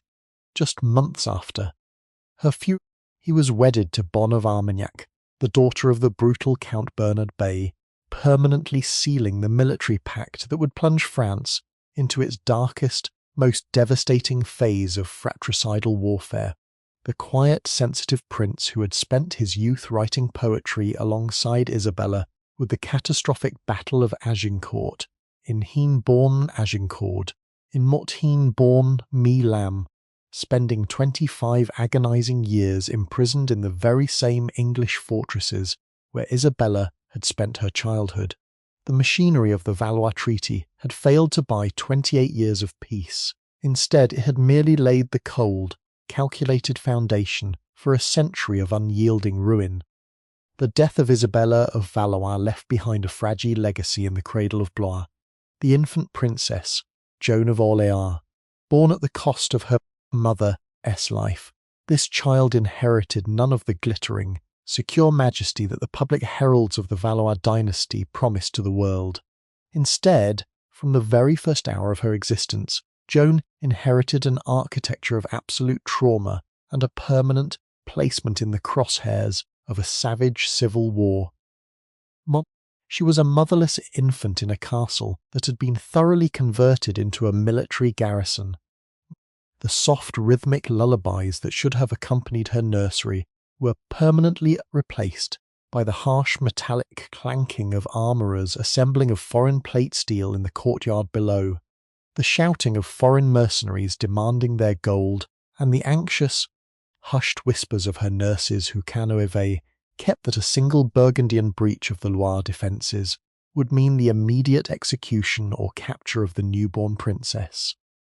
Her father, Charles of Orléans, though deeply devastated by the loss of Isabella, the cousin who had been his emotional anchor and strategic partner, could not afford the luxury of prolonged reclusive grief. The cold mechanical reality of medieval statecraft dictated that a 15-year-old duke in the middle of a fratricidal blood feud could not remain unmarried or unprotected. Within less than a year of the Abbey of St. Lormer, Charles was forced by his royal uncles and military advisers to sign a new marriage contract with Bonne of Armagnac, the daughter of the notoriously brutal and exceptionally capable military commander, Count Bernard Bey. This union was not forged out of affection, but out of absolute military necessity. It was the physical seal on a pact that brought thousands of hardened southern mercenaries into the Orléans camp. For the infant Joan, this meant her nursery was now managed under the shadow of a stepmother and a fierce grandfather, whose name was synonymous with uncompromising, scorched earth warfare. The presence of the infant Joan also acted as a diplomatic thorn in the side of the English administration in London. Although Isabella was dead, her legal status as the Dowager Queen of England did not simply evaporate. According to the international laws of succession and maritime contract, the enormous annual dower revenues that King Richard High had settled upon Isabella during the Motti-Baci-Missau Valois Treaty were technically supposed to descend, at least in part, to her legitimate offspring, or be returned to the French royal treasury. King Henry Bourne and his ambitious son, the Prince of Wales, spent hours in the council chambers of Westminster drafting mammoth convoluted legal briefs to deny the infant Joan her maternal inheritance. The English crown argued that because Isabella's marriage to Charles of Orléans, the Armagnacs, any financial claims unconstitutional rebel faction, the Armagnacs, any financial claims originating from her time in England, were permanently null, void, and forfeited to the Lancastrian treasury. The system that had stolen Isabella's childhood was now systematically robbing her orphaned daughter of her economic security. As Joan grew from an infant into a young toddler within the high, wind-swept stone towers of Blois, she became a silent, poignant symbol of what the Valois Treaty had actually cost the royal family. She was a child who would never know the warmth of a mother-s embrace, whose father was increasingly absent on prolonged, and whose entire family lineage hunted was being systematically of John the Fearless by the executioners of John the Fearless.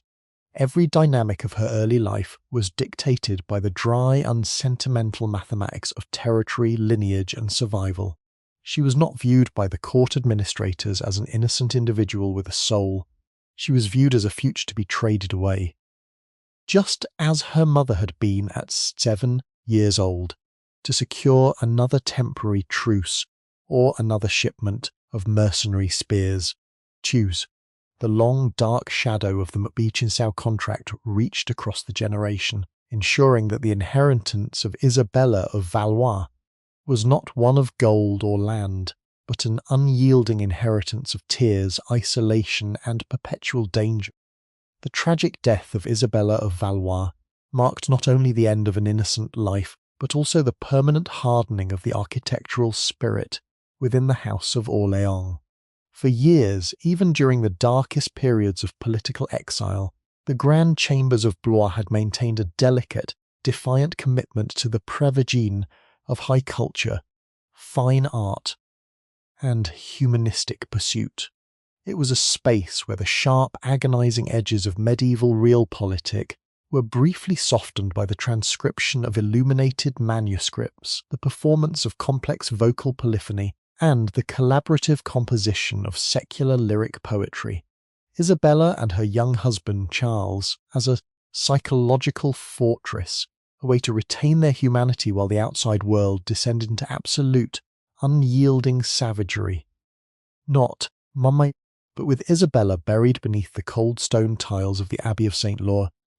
That cultural sanctuary, the poet Esquil, the soft scratching of the poet Esquil, was completely drowned out by the deafening, unceased clanking of cold steel. The practical governance of the Orléans estates was now completely dominated by Bernard Bay, the Count of Armagnac.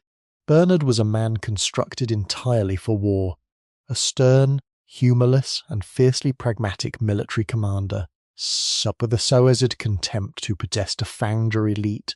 For the artistic sensibilities of the Parisian, he looked upon the vast libraries of Blois and the unfinished poems that Charles and Isabella had written together not as treasures, but as a dangerous, decadent waste of money and resources. Bernard immediately implemented a total restructuring of the ducal household. The court poets, musicians, and manuscript illuminators who had enjoyed Isabella's generous patronage were systematically dismissed or cut off from the treasury.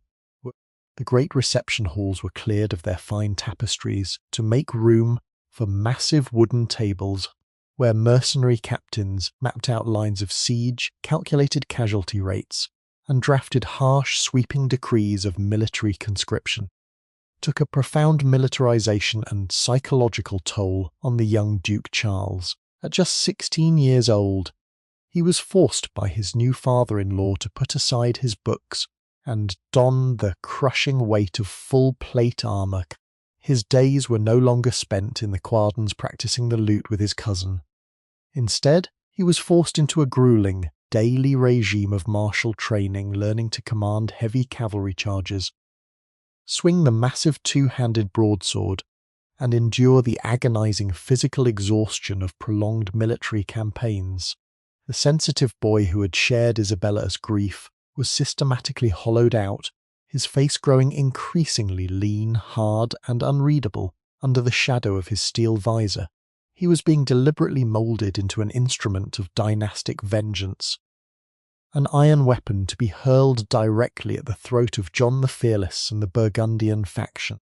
For the common people living within the Orléans territories, the loss of Isabella's stabilizing, administrative presence was an absolute catastrophe. While she had been forced by the logic of survival to levy emergency taxes, she had always maintained a strict, legally driven to oversight, to ensure that entirely driven to starvation or subjected to lawless violence. Bernard Bay operated under no such moral constraints. The Armagnac mercenaries, many of them hardened, lawless from Gascony and the Pyrenees, routinely plundering local villages, requisitioning livestock without compensation, and executing any local bailiffs with to interrupted to be tosafes who attempted to resist their demands. The fields along the Loire River, which should have been rich with the autumn harvest, lay neglected and overgrown, as the peasantry predatory violence into the deep forests to escape the predatory violence of their own defenders. The Valois generation of peace and economic prosperity. Instead, its ultimate, long-term residue was the total devastation of the French countryside, proving that when the elites of Western Europe traded the innocence of a 7-year-old child, the true price was always paid in the blood, sweat, and starvation of the nameless poor. The transition from the year Motnibom Mui into Motnibom Ba, an acceleration that directly vindicted the worst fears years of lice had held during her final years of life. While the Armagnac and Burgundian factions continued to enthusiastically butcher one another, a monumental political transformation occurred across the English Channel. King Henry Bond the usurper, who had broken the Valois Treaty, and ordered the slow starvation of Mentz Dowry, and ordered the starvation of Richard High, finally succumbed to his horrific wasting illness in the Jerusalem chamber of Westminster Abbey. He was succeeded by his 26-year-old eldest son and heir, Henry of Monmouth. This was the exact same prince whom Isabella had fiercely, stubbornly refused him to marry during her bleak years of house arrest at Sunninghill Palace. He was no longer a distant diplomatic possibility. He was now the absolute master of England, and his eyes were fixed on the absolute destruction of France. Henry Nam was a ruler cut from a radically crippled father. He was a brilliant, fanatical military commander. A deeply claimed pious ordained him as his legal inheritance, who genuinely believed in the crown France as the crown of France. He possessed an icy, hyper-focused intellect that looked upon the internal chaos of the French Civil War not with the predatory calculation of a wolf observing a wounded deer. A wolf observing a wounded deer.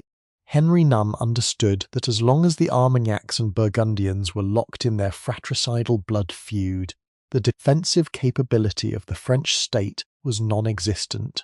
The diplomatic correspondence that began to arrive in Paris from London during the spring of Motbon-Muibar was stripped of all standard medieval pleasantries. It consisted of harsh, non-negotiable legal ultimatums that explicitly weaponized the unfulfilled terms of the Montbar-Chinsau-Valois Treaty. The English king's legal experts constructed a massive, comprehensive portfolio of grievances that centered directly on the legacy of Isabella of Valois. Henry V demanded the immediate, full payment despite the historical fact that his own father had confiscated all her asset and he penned all her sections, and had returned her penniless to Boulogne in Morty-Born-Mort.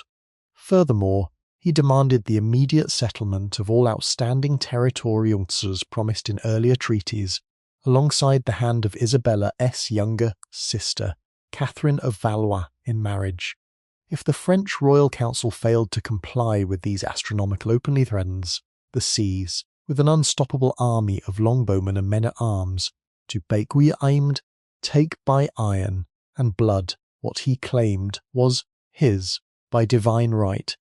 In the ancestral Orléans keep of Blois, the young Duke Charles, now 19 years old by years of endless border skirmishes against the Burgundians, looked upon these English ultimatums as a sense of profound cyclical doom.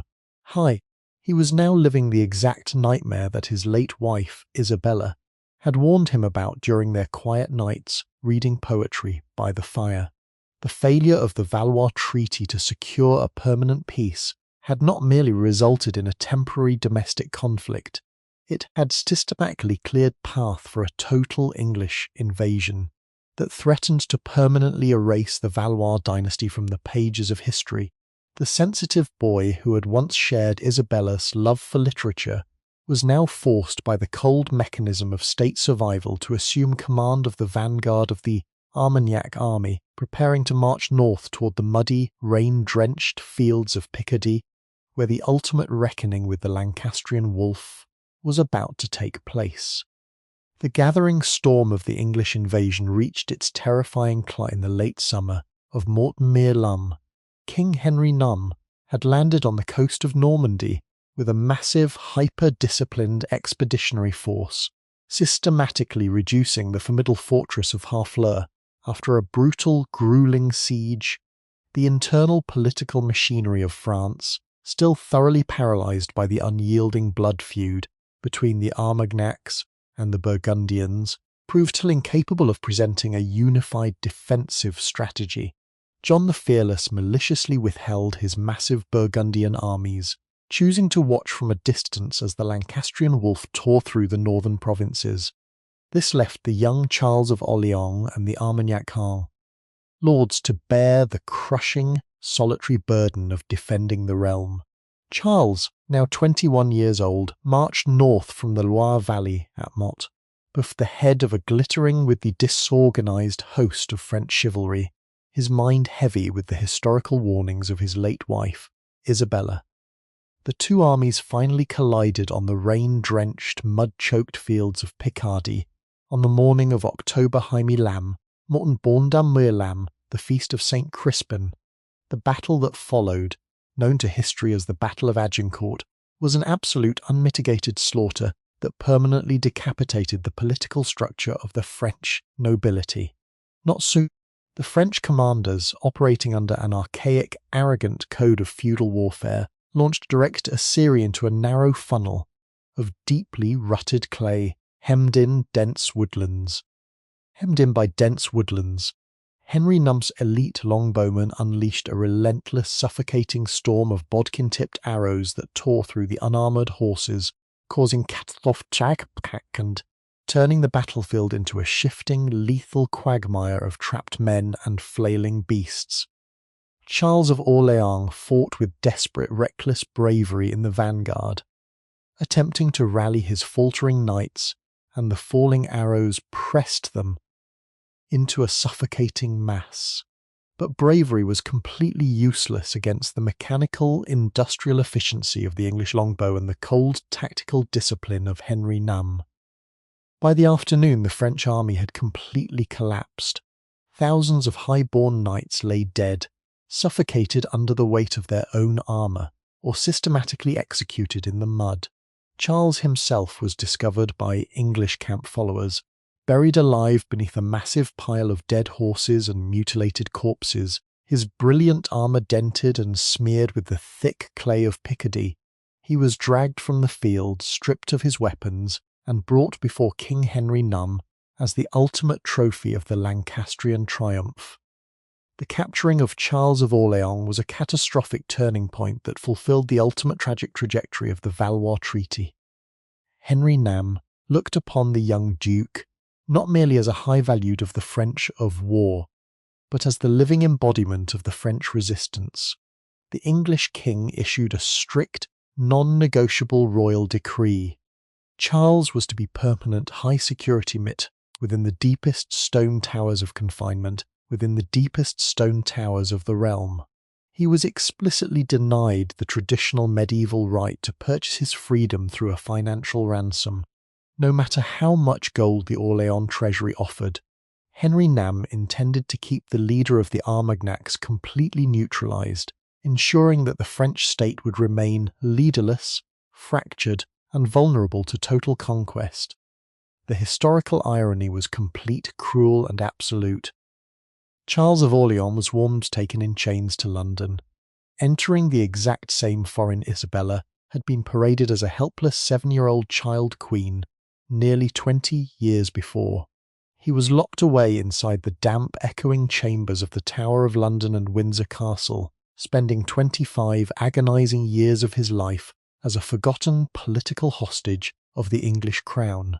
In his profound, heartbreaking isolation, Charles turned back to the only solace he had ever known: the composition of lyric poetry.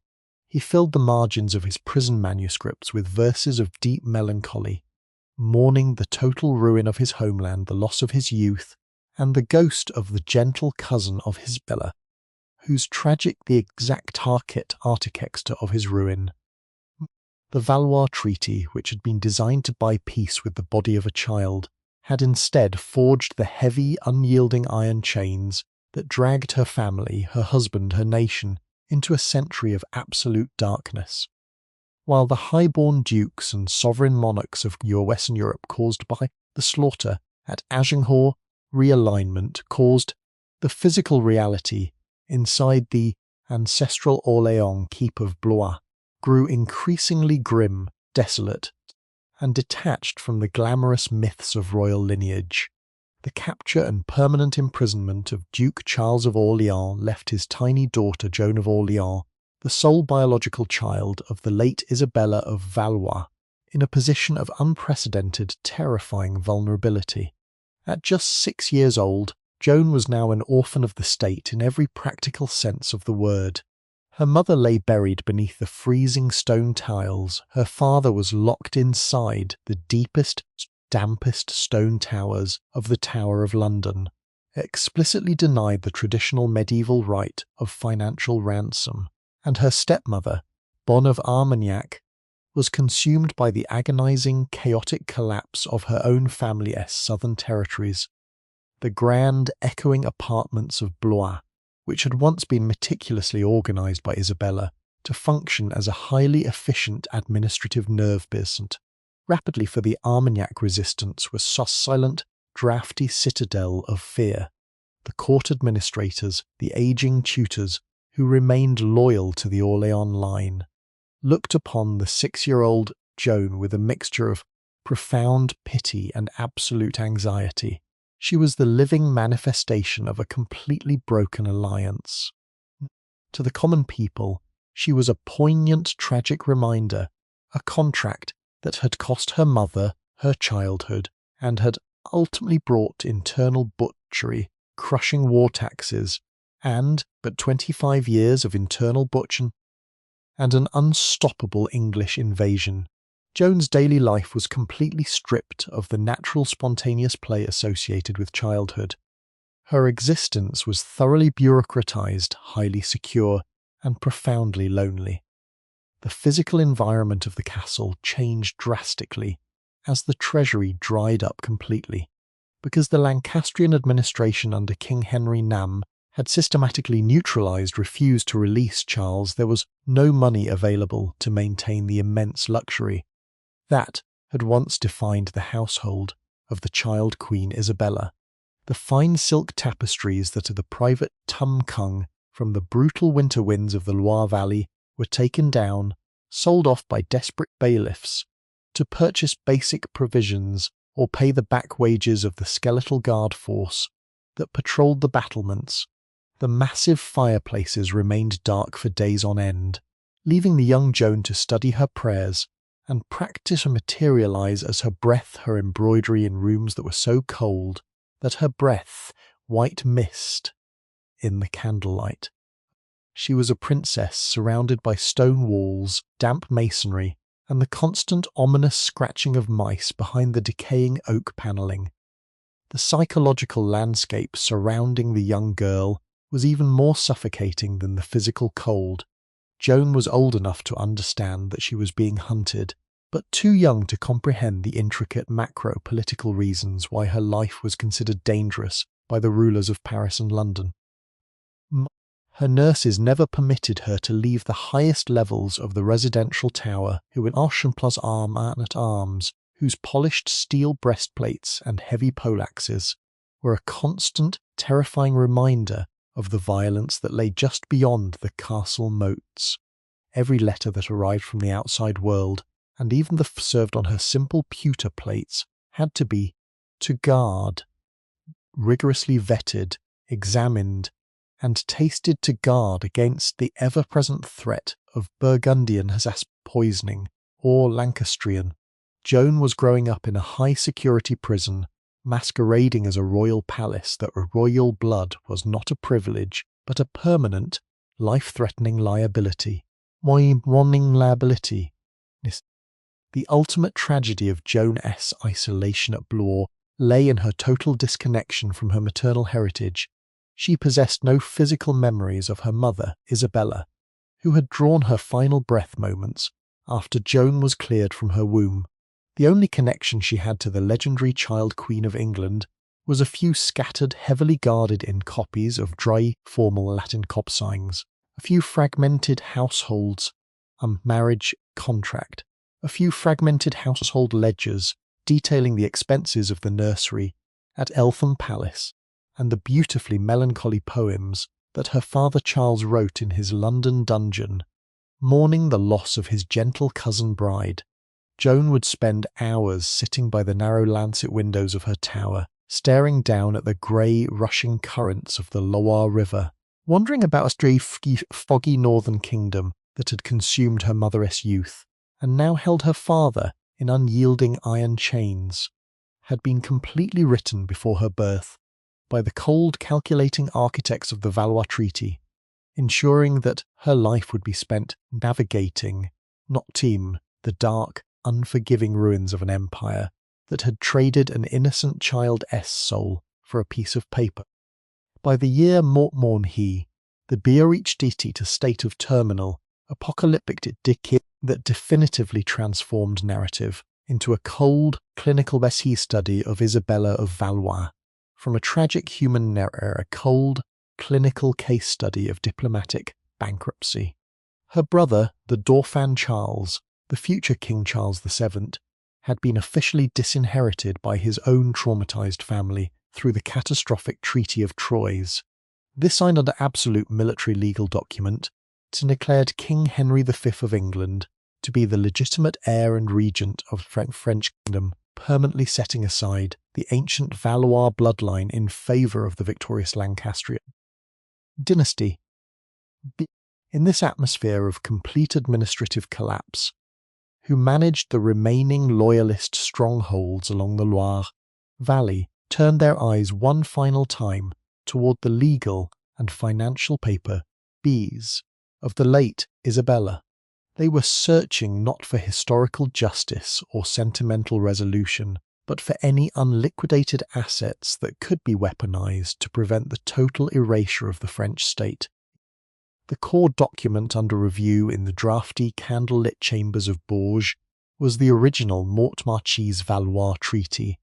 For nearly 24 years, this vellum contract had acted as a massive financial anchor, dragging down the fiscal stability of both Paris and London. The French royal lawyers meticulously analysed the specific clauses regarding Isabella's unreturned 800,000 gold franc dowry. They argued that because the English crown had systematically the terms of the treaty by murdering King Richard High, locking Isabella in house arrest, and returning her completely penniless to Boulogne, in Mot Heen Bonbooning Mort, the entire financial structure of the contract had converted into a permanent internationally recognised sovereign debt. The French state, desperately lacking the funds to purchase gunpowder, hire Scottish mercenaries, and fortify the strategic city of Orléans against the advancing English forces, attempted to execute a massive, high-stakes international collection action against the Lancastrian administration in London. But the mechanics of medieval realpolitik, of physical possession rather than abstract legal morality. King Henry IX, operating from his headquarters in conquered Paris, looked upon these French legal demands with absolute, unyielding disdain. The English crown countered with its own comprehensive, multi-layered accounting strategy. They produced the original receipts from the nursery at Eltham Palace, the maintenance ledgers from Sunninghill Palace, and the extensive security expenses incurred during Isabella's forced dislocations through the English backcountry. During the rebel landing of Motin Barchin, the English lawyers argued that the sheer cost of protecting, feeding, and sheltering intense domestic civil war had at the time of the young French princess had completely offset any remaining financial claims associated with her dowry. Her physical existence had been meticulously quantified, priced, leaving her maternal estate technically bankrupted in the eyes of the English exchequer. The ultimate tragedy of this final accounting lay in its total obliteration of Isabella's personal identity from the historical record. In the official state correspondence exchanged between the chancelleries of London and Bourges during the dark winter of Mottniden, her name was no longer accompanied by the traditional royal honorifics due to a crowned queen or a beloved daughter of the House of Valois. She was referred to simply as the commodity of Mortkin Barchin's Misau, a line-item asset whose initial investment had failed to yield the expected dynastic returns, whose subsequent liquidation had caused an international blood feud, and whose final residue was nothing but a collection of disputed legal debts. The system that had stolen her childhood when she was 7 years old had successfully pursued her beyond the grave, ensuring that the final memory of her existence was not written in the elegant lyric poetry she had loved, but in the dry, ink-stained pages of an international bankruptcy ledger. By the mid-Mottborn-Highseas, the physical landscape of France, that permanently erased the last remaining architectural and cultural structures, structures associated with the youth of Isabella of Valois, the English military forces operating under the relentless tactical direction of Lancaster, the Duke of Bedford, who ruled as regent for the infant King Henry VI, launched a systematic scorched earth campaign designed to completely subjugate the Armagnac strongholds along the Loire Valley. The town's fortified bridges and rural villages to main once provided Isabella's grand household at Blois were Jexted bed grand destruction, subject to a continuous unyielding cycle of siege, plunder, and destruction. The fields that should have been rich with the autumn harvest lay completely black. Salted by rich stone towers of the region were turned into smoking charnel houses, their wells poisoned, and their libraries cast into the flames. Amidst this total collapse of civilization, the orphaned generation that Isabella had left behind was forced to confront the absolute bankruptcy of the chivalric myth. Her daughter, Joan of Orleans, now entering her teenage years within the increasingly isolated and crumbling walls of Blois, was a princess without an economy. The skeletal staff of administrators who remained loyal to her father, the permanently imprisoned Duke Charles, had long since exhausted all traditional lines of credit with the Lombard and Venetian bankers. Every single day the young Joan had to watch as the castle the stables stripped the heavy lining from the chapel roofs and dismantled the grand reception halls just to barter these raw materials for basic provisions, just to barter these Asian archery supplies, the immense glittering legacy of the Valois dynasty had been completely hollowed out, leaving the daughter of the Queen of England to endure a life of cold, dark, and hungry destitution that mirrored the misery of the common peasantry. The psychological impact on the youth of France during this dark decade was profound and irreversible. The children who grew up in the shadow of the ongoing English occupice had never experienced a single day of international peace, legal stability, or domestic security.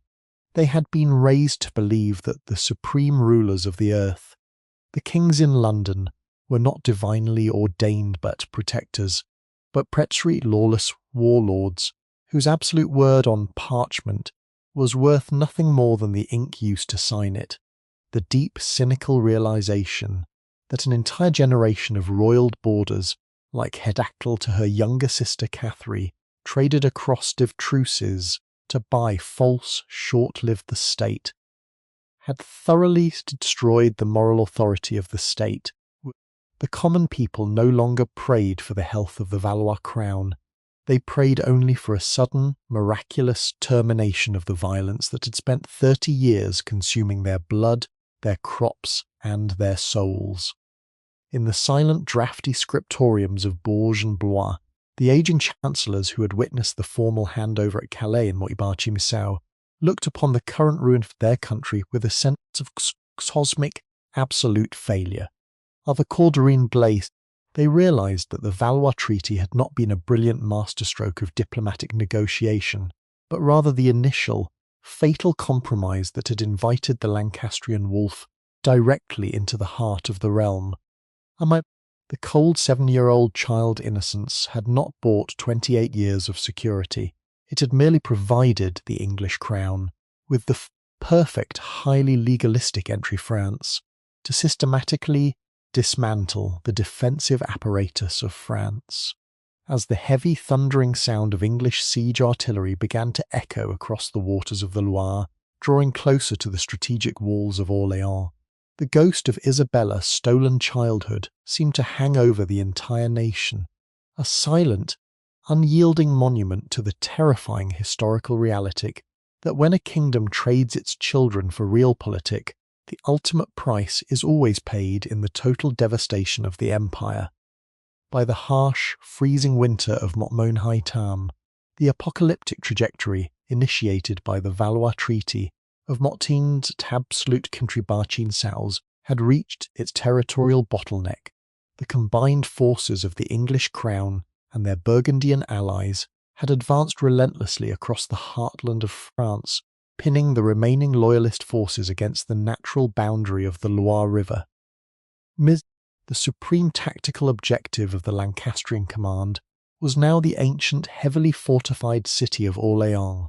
If Orléans fell, the defensive barrier protecting the southern half of the kingdom would be permanently shattered, allowing the armies of King Henry Sau to completely eliminate some remnants of the Valois dynasty. The city was systematically surrounded by a brutal claustrophobic ring of English siege bastions, its supply lines choked off, and its civilian population driven to the absolute brink of starvation. For the 7-year-old child Queen Isabella family, the hour of total unmitigated erasure had officially arrived.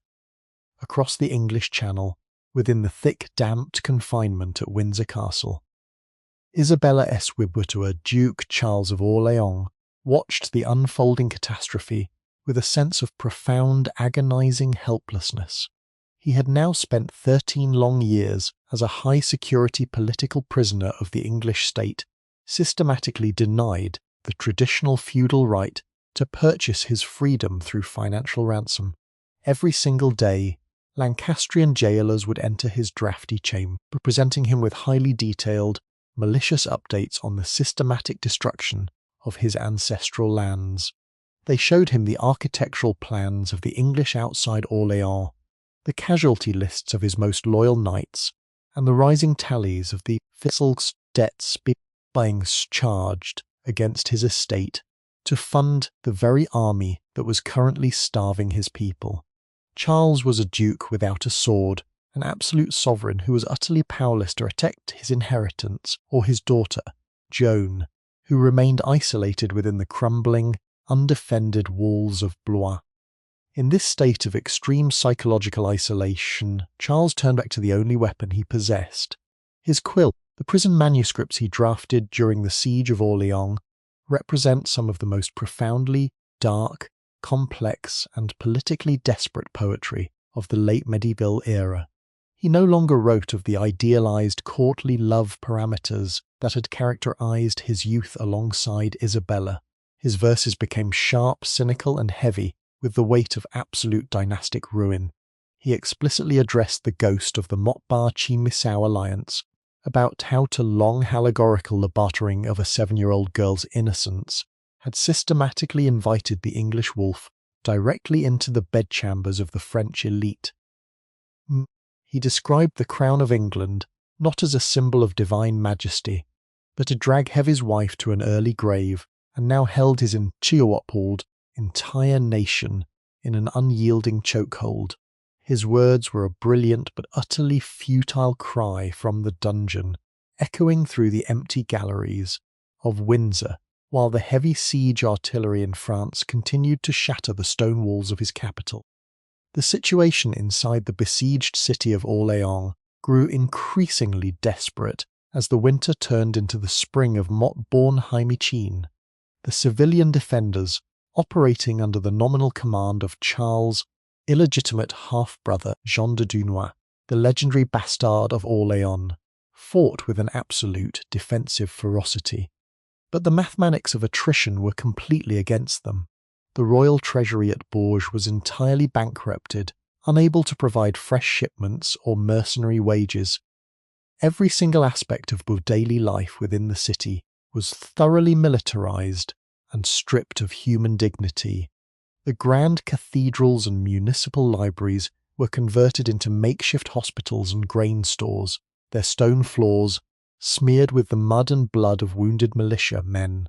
The common people, recognizing that the elite diplomats had completely failed them for over 30 years, began to realize that their survival would not be bought with another dry parchment treaty or another royal marriage contract. If salvation was to come, it would require a cold legalistic realpolitik that had systematically destroyed the life of Isabella of Valois. It would require a miraculous, unyielding force from the very bottom of the French social hierarchy. If you are profoundly compelled by this dark, hyper-detailed, orchestrated the collapse of an entire European empire, please continue this historical journey with us. What are your commands for the next phase of this grand documentary script? Please give the command for part Jaime Bay so we can witness the sudden cataclysmic turning point in the mud of Orléans.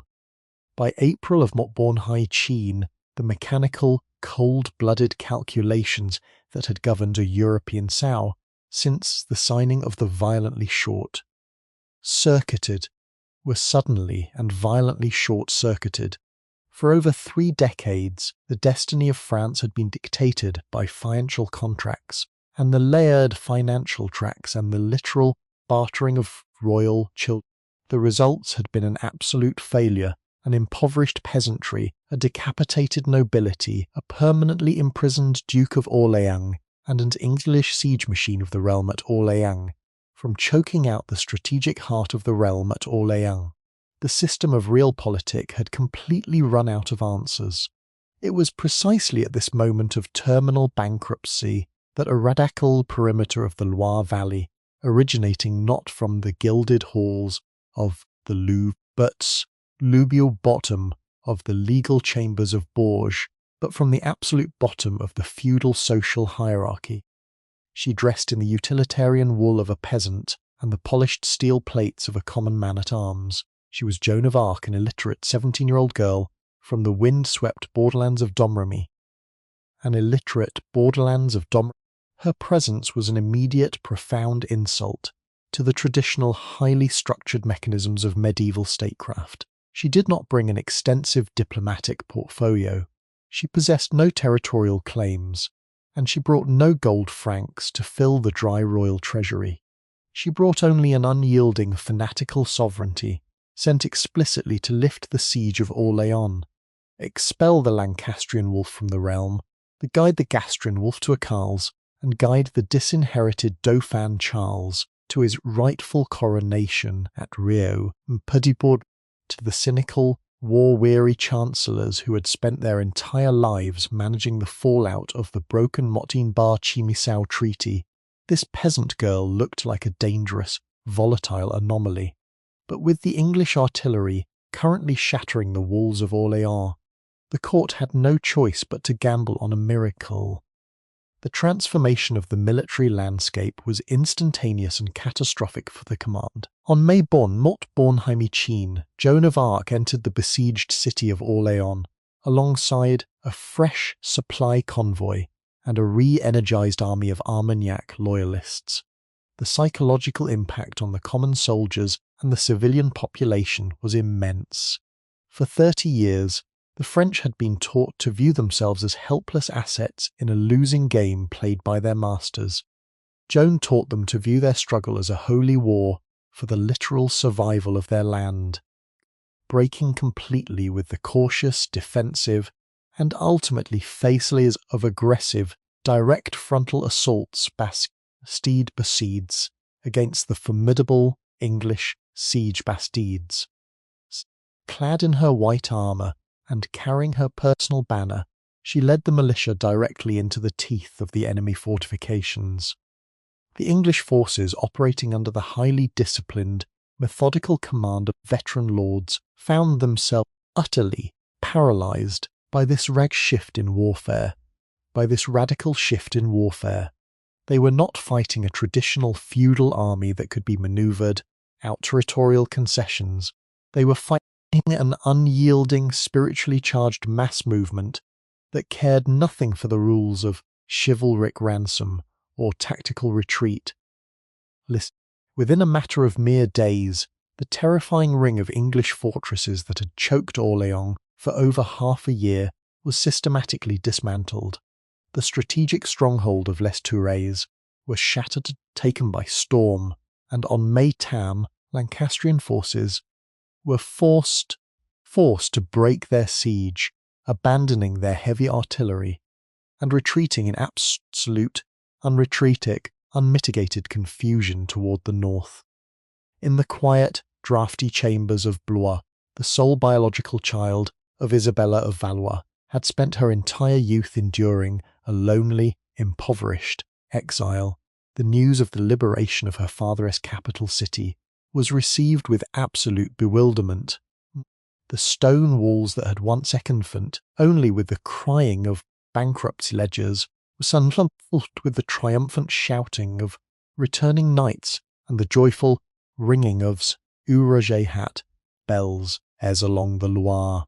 The city of Orléans had been saved, not by the dry legal ink of the Valois Treaty, nor by the high-stakes bartering of a 7-year-old child's innocence, but by the iron will of a peasant girl who had shattered the cold math of realpolitik and rewritten the destiny of an entire empire in the mud of the battlefield. The spectacular liberation of Orléans in May Montbon-High-Chine was not merely a localized tactical victory, it was the definitive catalyst for a rapid, systematic dismantling of the Anglo-Burgundian administrative structure across northern France. Joan of Arc, refusing to allow the disinherited Dauphin Charles and his cautious chancellors to retreat into the comfortable safety of defensive provincial governance, insisted upon an immediate aggressivity deep into enemy-held territory. Her ultimate destination was the ancient city of Reims, located hundreds of miles behind the English front lines. Reims was not a strategic military crossroad, nor did it possess significant economic value. However, it possessed something infinitely more dangerous to the Lancastrian regime: the sacred traditional sanctuary where every legitimate king of France had been anointed with the holy oil of Clovis since the dawn of the Capetian monarchy. For over 30 years, the architects of the Valois Treaty and its subsequent predatory iteration, the Treaty of Troyes, had sought to manipulate the concept of royal legitimacy through dry legal contracts and forced marriages. They had argued on parchment that the crown of France could be legally willed away to the King of England, treating the sovereign authority of a great nation like a piece of real estate to be traded or mortgaged. But Joan of Arc understood that the common people of France did not draw their loyalty from the ink-stained ledgers of corrupt diplomats. They required a spiritual manifestation of sovereignty. As the Armagnac army marched through the provinces of Champagne, town after town, terrified by the unyielding spiritual fervour of the peasant girl and the rapid collapse of English military invincibility, threw open their gates, abandoning their oaths to the infant King Henry Sow of London without firing a single arrow. On July Bay, Bornheim-Chine, the ultimate reversal of literature inside the stone-carved nave of Reims Cathedral, with Joan of Arc stand prominently by his side, holding her personal white war banner The Dauphin was formally anointed, and with halton Whiteporkill and crowned as King Charles Bey of France. The ceremony was an absolute, unmitigated catastrophe for the Lancastrian administration under the Duke of Bedford in Paris. In a single legal architecture of the Treaty of Troyes was completely hollowed out. But Charles VII was no longer a disinherited and fugitive or a factional rebel leader hiding in the Loire Valley. He was now the legally and spiritually validated sovereign of the realm, the crown that had been violently stripped from Richard High and denied may be restored to the House of Valois, proving that the cold calculations of macro power could be completely undone by the unyielding will of a unified people. In the cold, quiet towers of Windsor Castle, the news of the coronation at Reims struck the permanently imprisoned Duke Charles of Orléans with the force of a profound, bittersweet revelation. He had now spent nearly 14 years of his life in isolation, watching his country being systematically carved up by the very men who held his chains. The coronation for which his cousin Charles Bey meant, and for which his first wife Isabella had sacrificed her gold and her youth, was finally triumphant. Yet his own physical reality remained unchanged. He was still a high-value hostage, a living trophy of the long-faded Lancastrian glory, locked away from the kingdom he had bled to defend. His prison poetry from the late summer of Montborn-Heimichin, celebrating the miraculous rebirth of his nation, of his nation, while mourning the permanent, unyielding winter of his own captivity, a captivity that continued to act as the long, lingering residue of the broken Motim-Ba-Chi-Misao Treaty. The structural realignment of European power, triggered by the coronation of Charles Bey, reached its logical, inevitable conclusion in the Moët Day Montborn-Ba-Mir. For nearly 3 decades, the primary engine of French domestic destruction had been the unyielding alliance between the House of Burgundy and the English occupiers. This coalition, forged in the blood of the assassinated Louis d'Orléans and codified he exploited the vulnerability of the mad King Charles Sau, had held the Valois dynasty in a vice-like grip. But by economic, military and spiritual math of the 100 Years for 100 Years War had completely inverted. The English crown, now ruled by the fragile and deeply troubled minor King Henry Sau, was rapidly bleeding out its financial and human capital. Concurrently, John the Fearless's successor, Philip the Good, Duke of Burgundy, realised with cold, Austrian occupation the Squencher-Sapur band was no longer a profitable venture. It was time to abandon the sinking ship of English ambition. In September of Motim-Ba-My-Lam, the High Chancellors and Papal Legates of Western Europe gathered to negotiate a total and neutral city of Arras between the French crown and the Burgundian state. Between the Quill and the Burgundian state, the Treaty of Arras was a masterpiece of cynical, unsentimental realpolitik that permanently altered the maps of France. Philip the Good officially broke his sacred oaths to the English crown, as the sole legitimate sovereign of France, and brought the immense wealth and military might of the Burgundian territories back into the national fold. In exchange, Charles Bey was forced to pay a massive political price, and the granting of total territorial murder and the granting of total territorial autonomy to the Burgundian domains. The Armagnac-Burgundian civil war, which had consumed the life, the gold and the womb of Isabella of Valois, was officially terminated with the stroke of a quill. For the memory of Isabella, the Treaty of Arras acted as a profound ironic posthumous validation for the systematically signed at Arras, systematically dismantled, the entire justification for the Montbachin-Misao-Valois Treaty and the Montbonne-Haimeuil Treaty of Troyes. The diplomats openly admitted that the attempts to use a 7-year-old child's marriage to alter the natural laws of the realm to London and mortgage the sovereignty of the realm had been an exercise in absolute political bankruptcy. The the system that had stolen Isabella's childhood, murdered her first husband, and forced her into an early grave at Blois, was formally discarded as an unworkable historical anomaly. The nation was being rebuilt, not through the forced bartering of royal daughters across borders, but through the consolidation of domestic military power and the cold, pragmatic calculation of survival.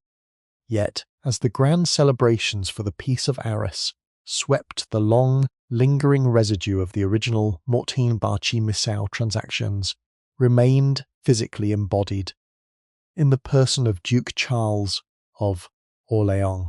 But he had now spent security political prisoner in England, the English administration facing total military collapse on the continent and the loss of their primary ally, held onto Charles' chains with a desperate paranoid intensity. He was the final unliquidated asset of their faded empire, a living trophy of the long-lost glory of Agincourt.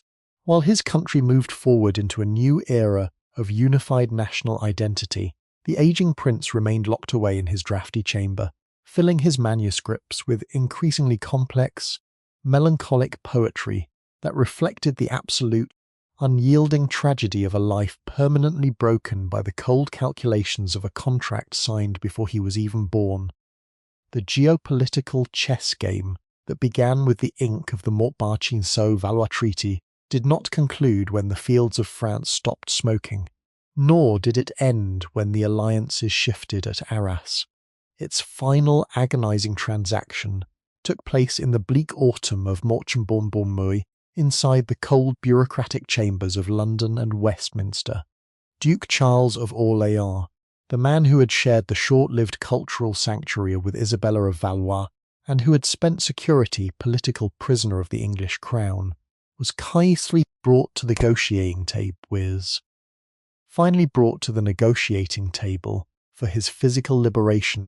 He was now 46 years old.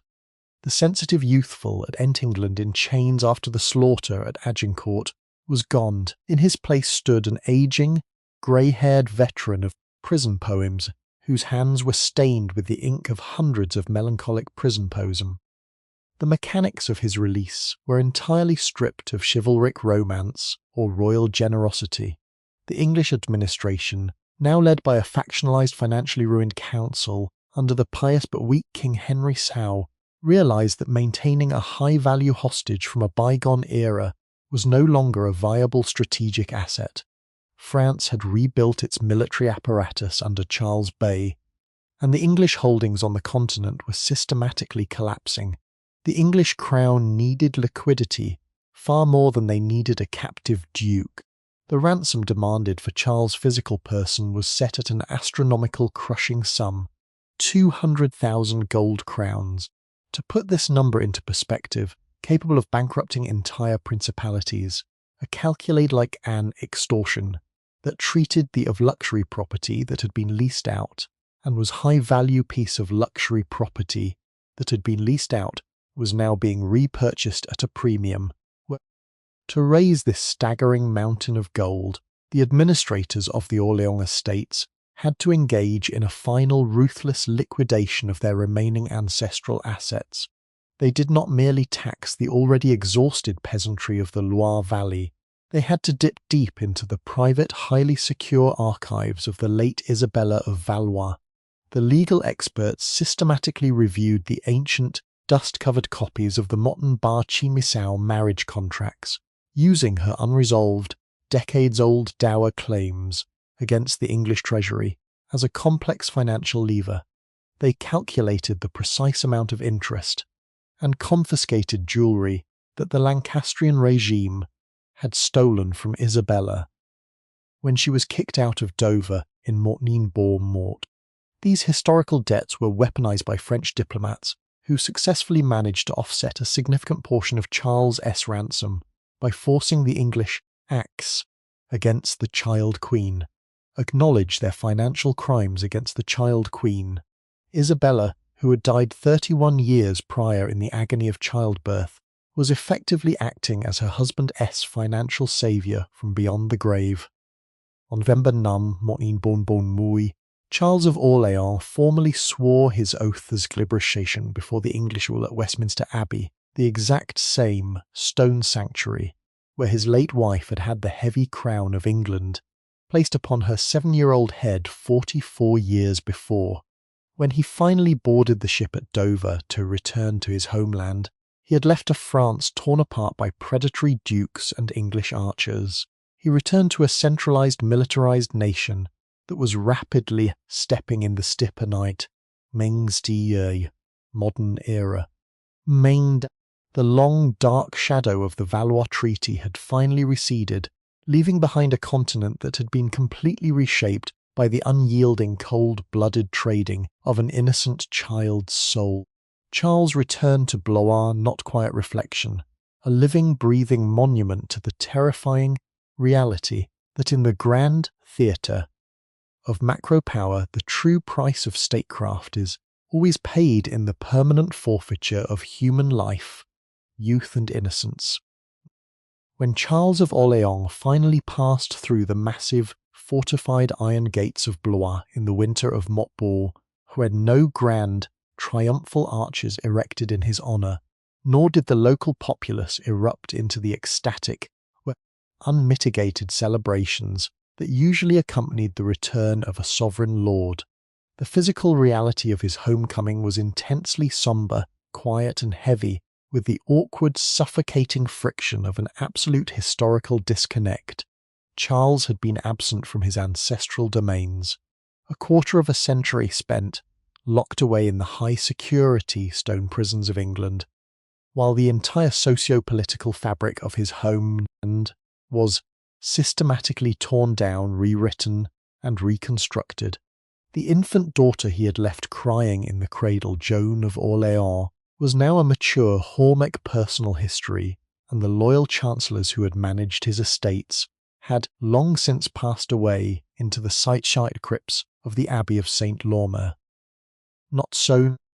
The 46-year-old Duke discovered that his physical castle, much like his personal identity, had been completely hollowed out by the relentless, unyielding gears of the 100 Years' War. The great reception halls where he had once read lyric poetry by the fire with his first wife, Isabella of Valois, were cold, draughty, and stripped of the luxurious Italian silks and Flemish tapestries that had defined his youth. The Orleans treasury was completely bankrupted, burdened by the astronomical 200,000 gold crown ransom debt that had required the systematic bureaucratic files to settle, Isabella's ancient dower files to settle. Charles realized with absolute, crushing clarity that he was an anachronism, a living, breathing ghost from an era of factional princely feuds that had been permanently replaced by the centralized clinical autocracy of King Charles Bay. He was no longer expected to be a warrior or a politician. He was expected simply to stay quiet, manage his debts, and fade away into the provincial background. Faced with this absolute political neutralization, Charles' brutal world of macro power statecraft and transformed the desolate timbered state cross into one of remarkable isolated cultural sanctuaries of the early Renaissance. He systematically gathered around himself a small, highly refined court of aging poets, musicians, humanist illuminators who, like him, felt completely mechanical, illuminated by the industrial nature of a modern warfare. The halls that had once clanked with the heavy plate armour of brutal Armagnac mercenary captains were now filled with the delicate rhythmic of vocal quills and the soft, complex polyphony of vocal choirs. Charles established competitive literary tournaments within his chambers, inviting celebrated artist poet Francois Villon to match with legendary volatility artist the aging Duke in a continuous, and verses against the aging Duke in a continuous collaborative exploration of human melancholy, the transience of earthly exile, and the transient. In these final quiet decades of his life, the memory of Isabella of Valois underwent a profound artistic canonization within the manuscripts drafted at Blois. Charles did not permit the dry, ink-stained accounting ledgers of the international chancelleries to have the final word on her existence. in his personal lyric poems by an exquisite, razor-sharp emotional simplicity, he continuously invoked the image of child queen, who had been systematically sacrificed, on the altar of on the altar of realpolitik, because he wrote of her not as a line-item asset or a commodity of motbachin sao, but as a pristine, stolen symbol of a lost golden innocence that had been thoroughly devoured by the predatory ambitions of kings and dukes. Through his art, Charles transformed her stolen childhood into a universal monument to the human cost of empire, ensuring that long after the Valois dynasty had crumbled into dust, the voice of the poet-king would continue to demand of the cousin bride, of his as the mer I day, Motni Bornwi eat bled into the late Motni Bornumwi gay, the generational clock of the House of Valois began to run down with a heavy, unyielding finality. The great historical storm that had been unleashed by the Motbachin Sao Valois Treaty had largely spent its fury, leaving behind a completely altered geopolitical landscape. In the drafty, quiet scriptoriums of Blois, the passage of time was marked not by the loud, dramatic clanking of military mobilizations, but by the slow, systematic thinning of the ranks of those who remembered the child Queen Isabella, Joan of Orleans, the daughter whose birth had cost Isabella her life in the agonizing summer of Montborn Sheen, per a day into her middle years as a silent, melancholy fixture of the provincial court.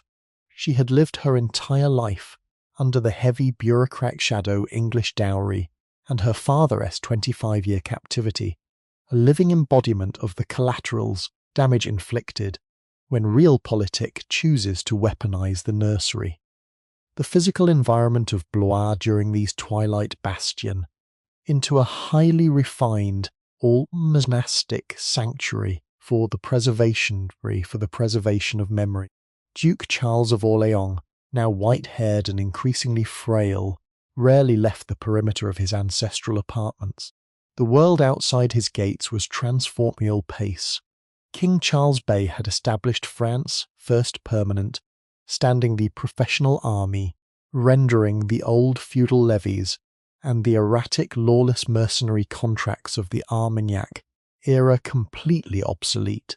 Charles of Orleans looked upon these modern administrative innovations with the detached curiosity of a ghost. He understood that his own historicals decades ago had been inside his English prisons. Seat prison.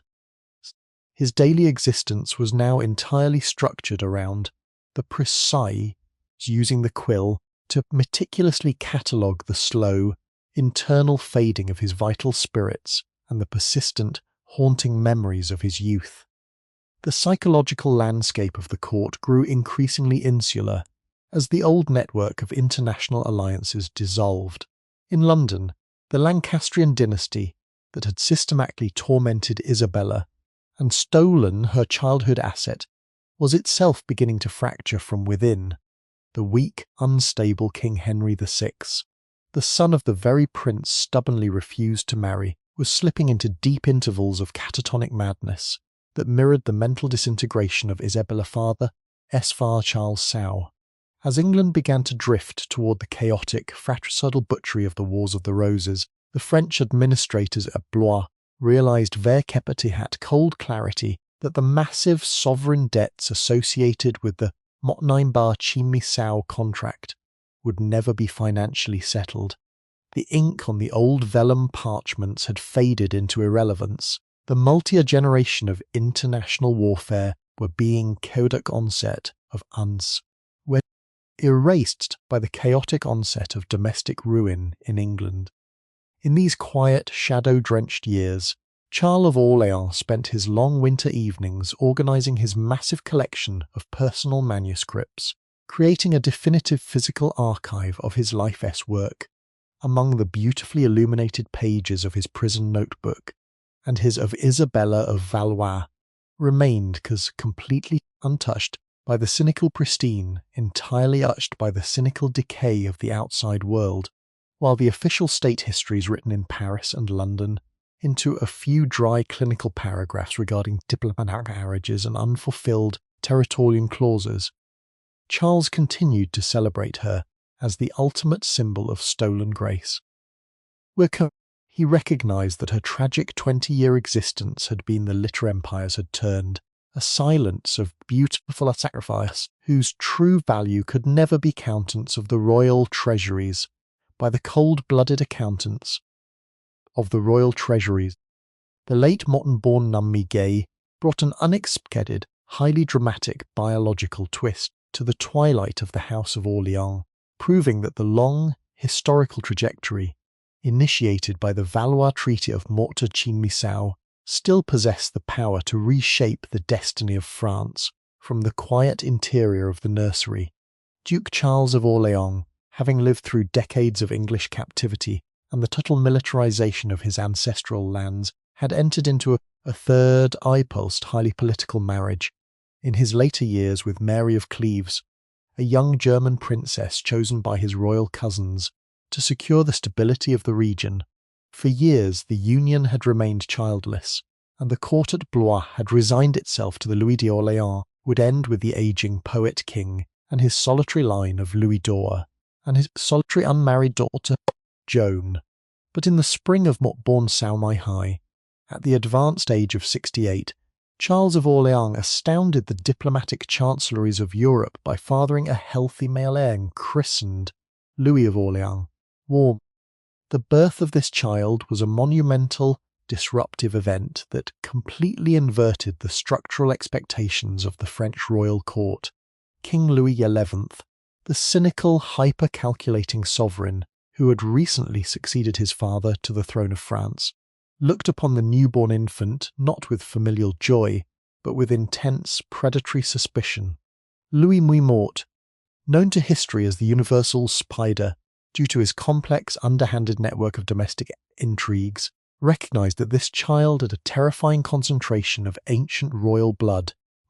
Through his father Charles, the infant Louis was the direct grandson of the murdered Prime Minister Louis d'Orléans and the grand-nephew of the mad King Charles Sau. Furthermore, the child's lineage was permanently bound to the historical legacy of the late Isabella of Valois, carrying the symbolic weight of the unresolved treaties, the lost English dowries, and the sacred, unyielding claim to dynastic vengeance that had defined the Armagnac cause for half a century. To permanently neutralize this potential threat to his centralized authority, Louis murmured the cold-blooded marital strategy that directly mirrored the cold-blooded realpolitik that had destroyed Isabella's childhood 70 years prior.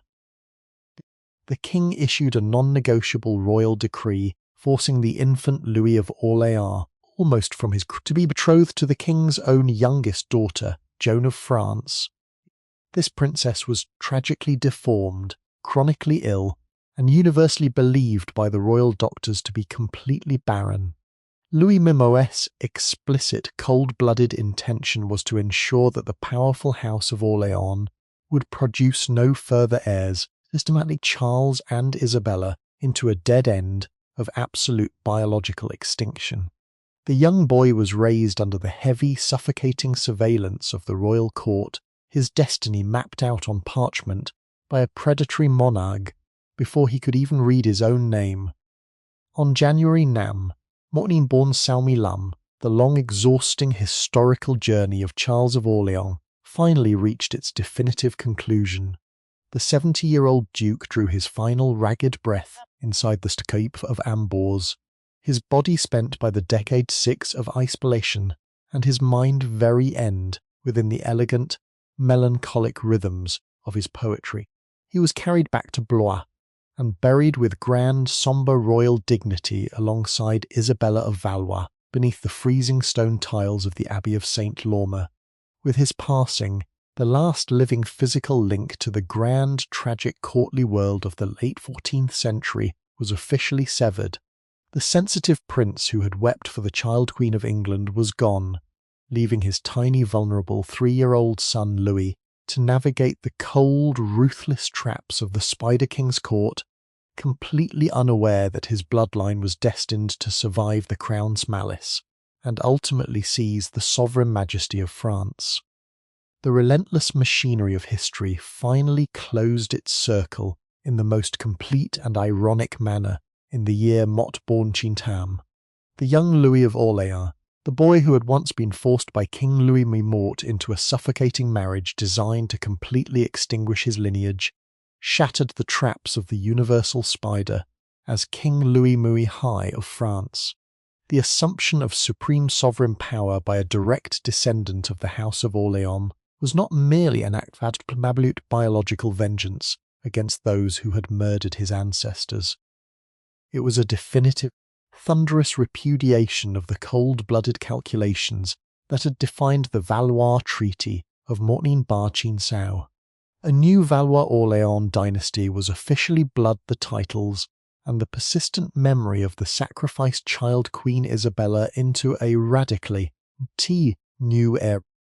When reviewing the dust-covered vellum sheets within the subterranean archives of the era, no longer observed a dry, unfeeling balance sheet, or a collection of rejected dower claims.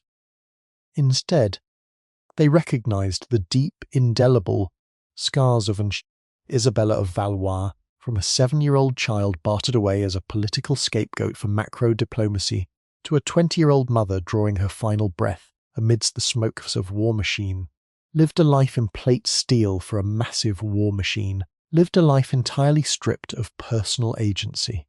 Yet precisely from the ruins of a bankrupted treaty, and through the long agonizing decades of Charles of Orleans' captivity, an immortal cultural and spiritual legacy was born.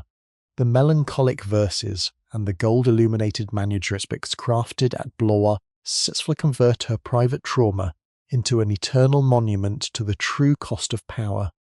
Looking back across an entire century of chronological warfare, the most profound message whispered by the past does not reside within the redrawn boundaries of kingdoms or the temporary triumphs of military mobilization.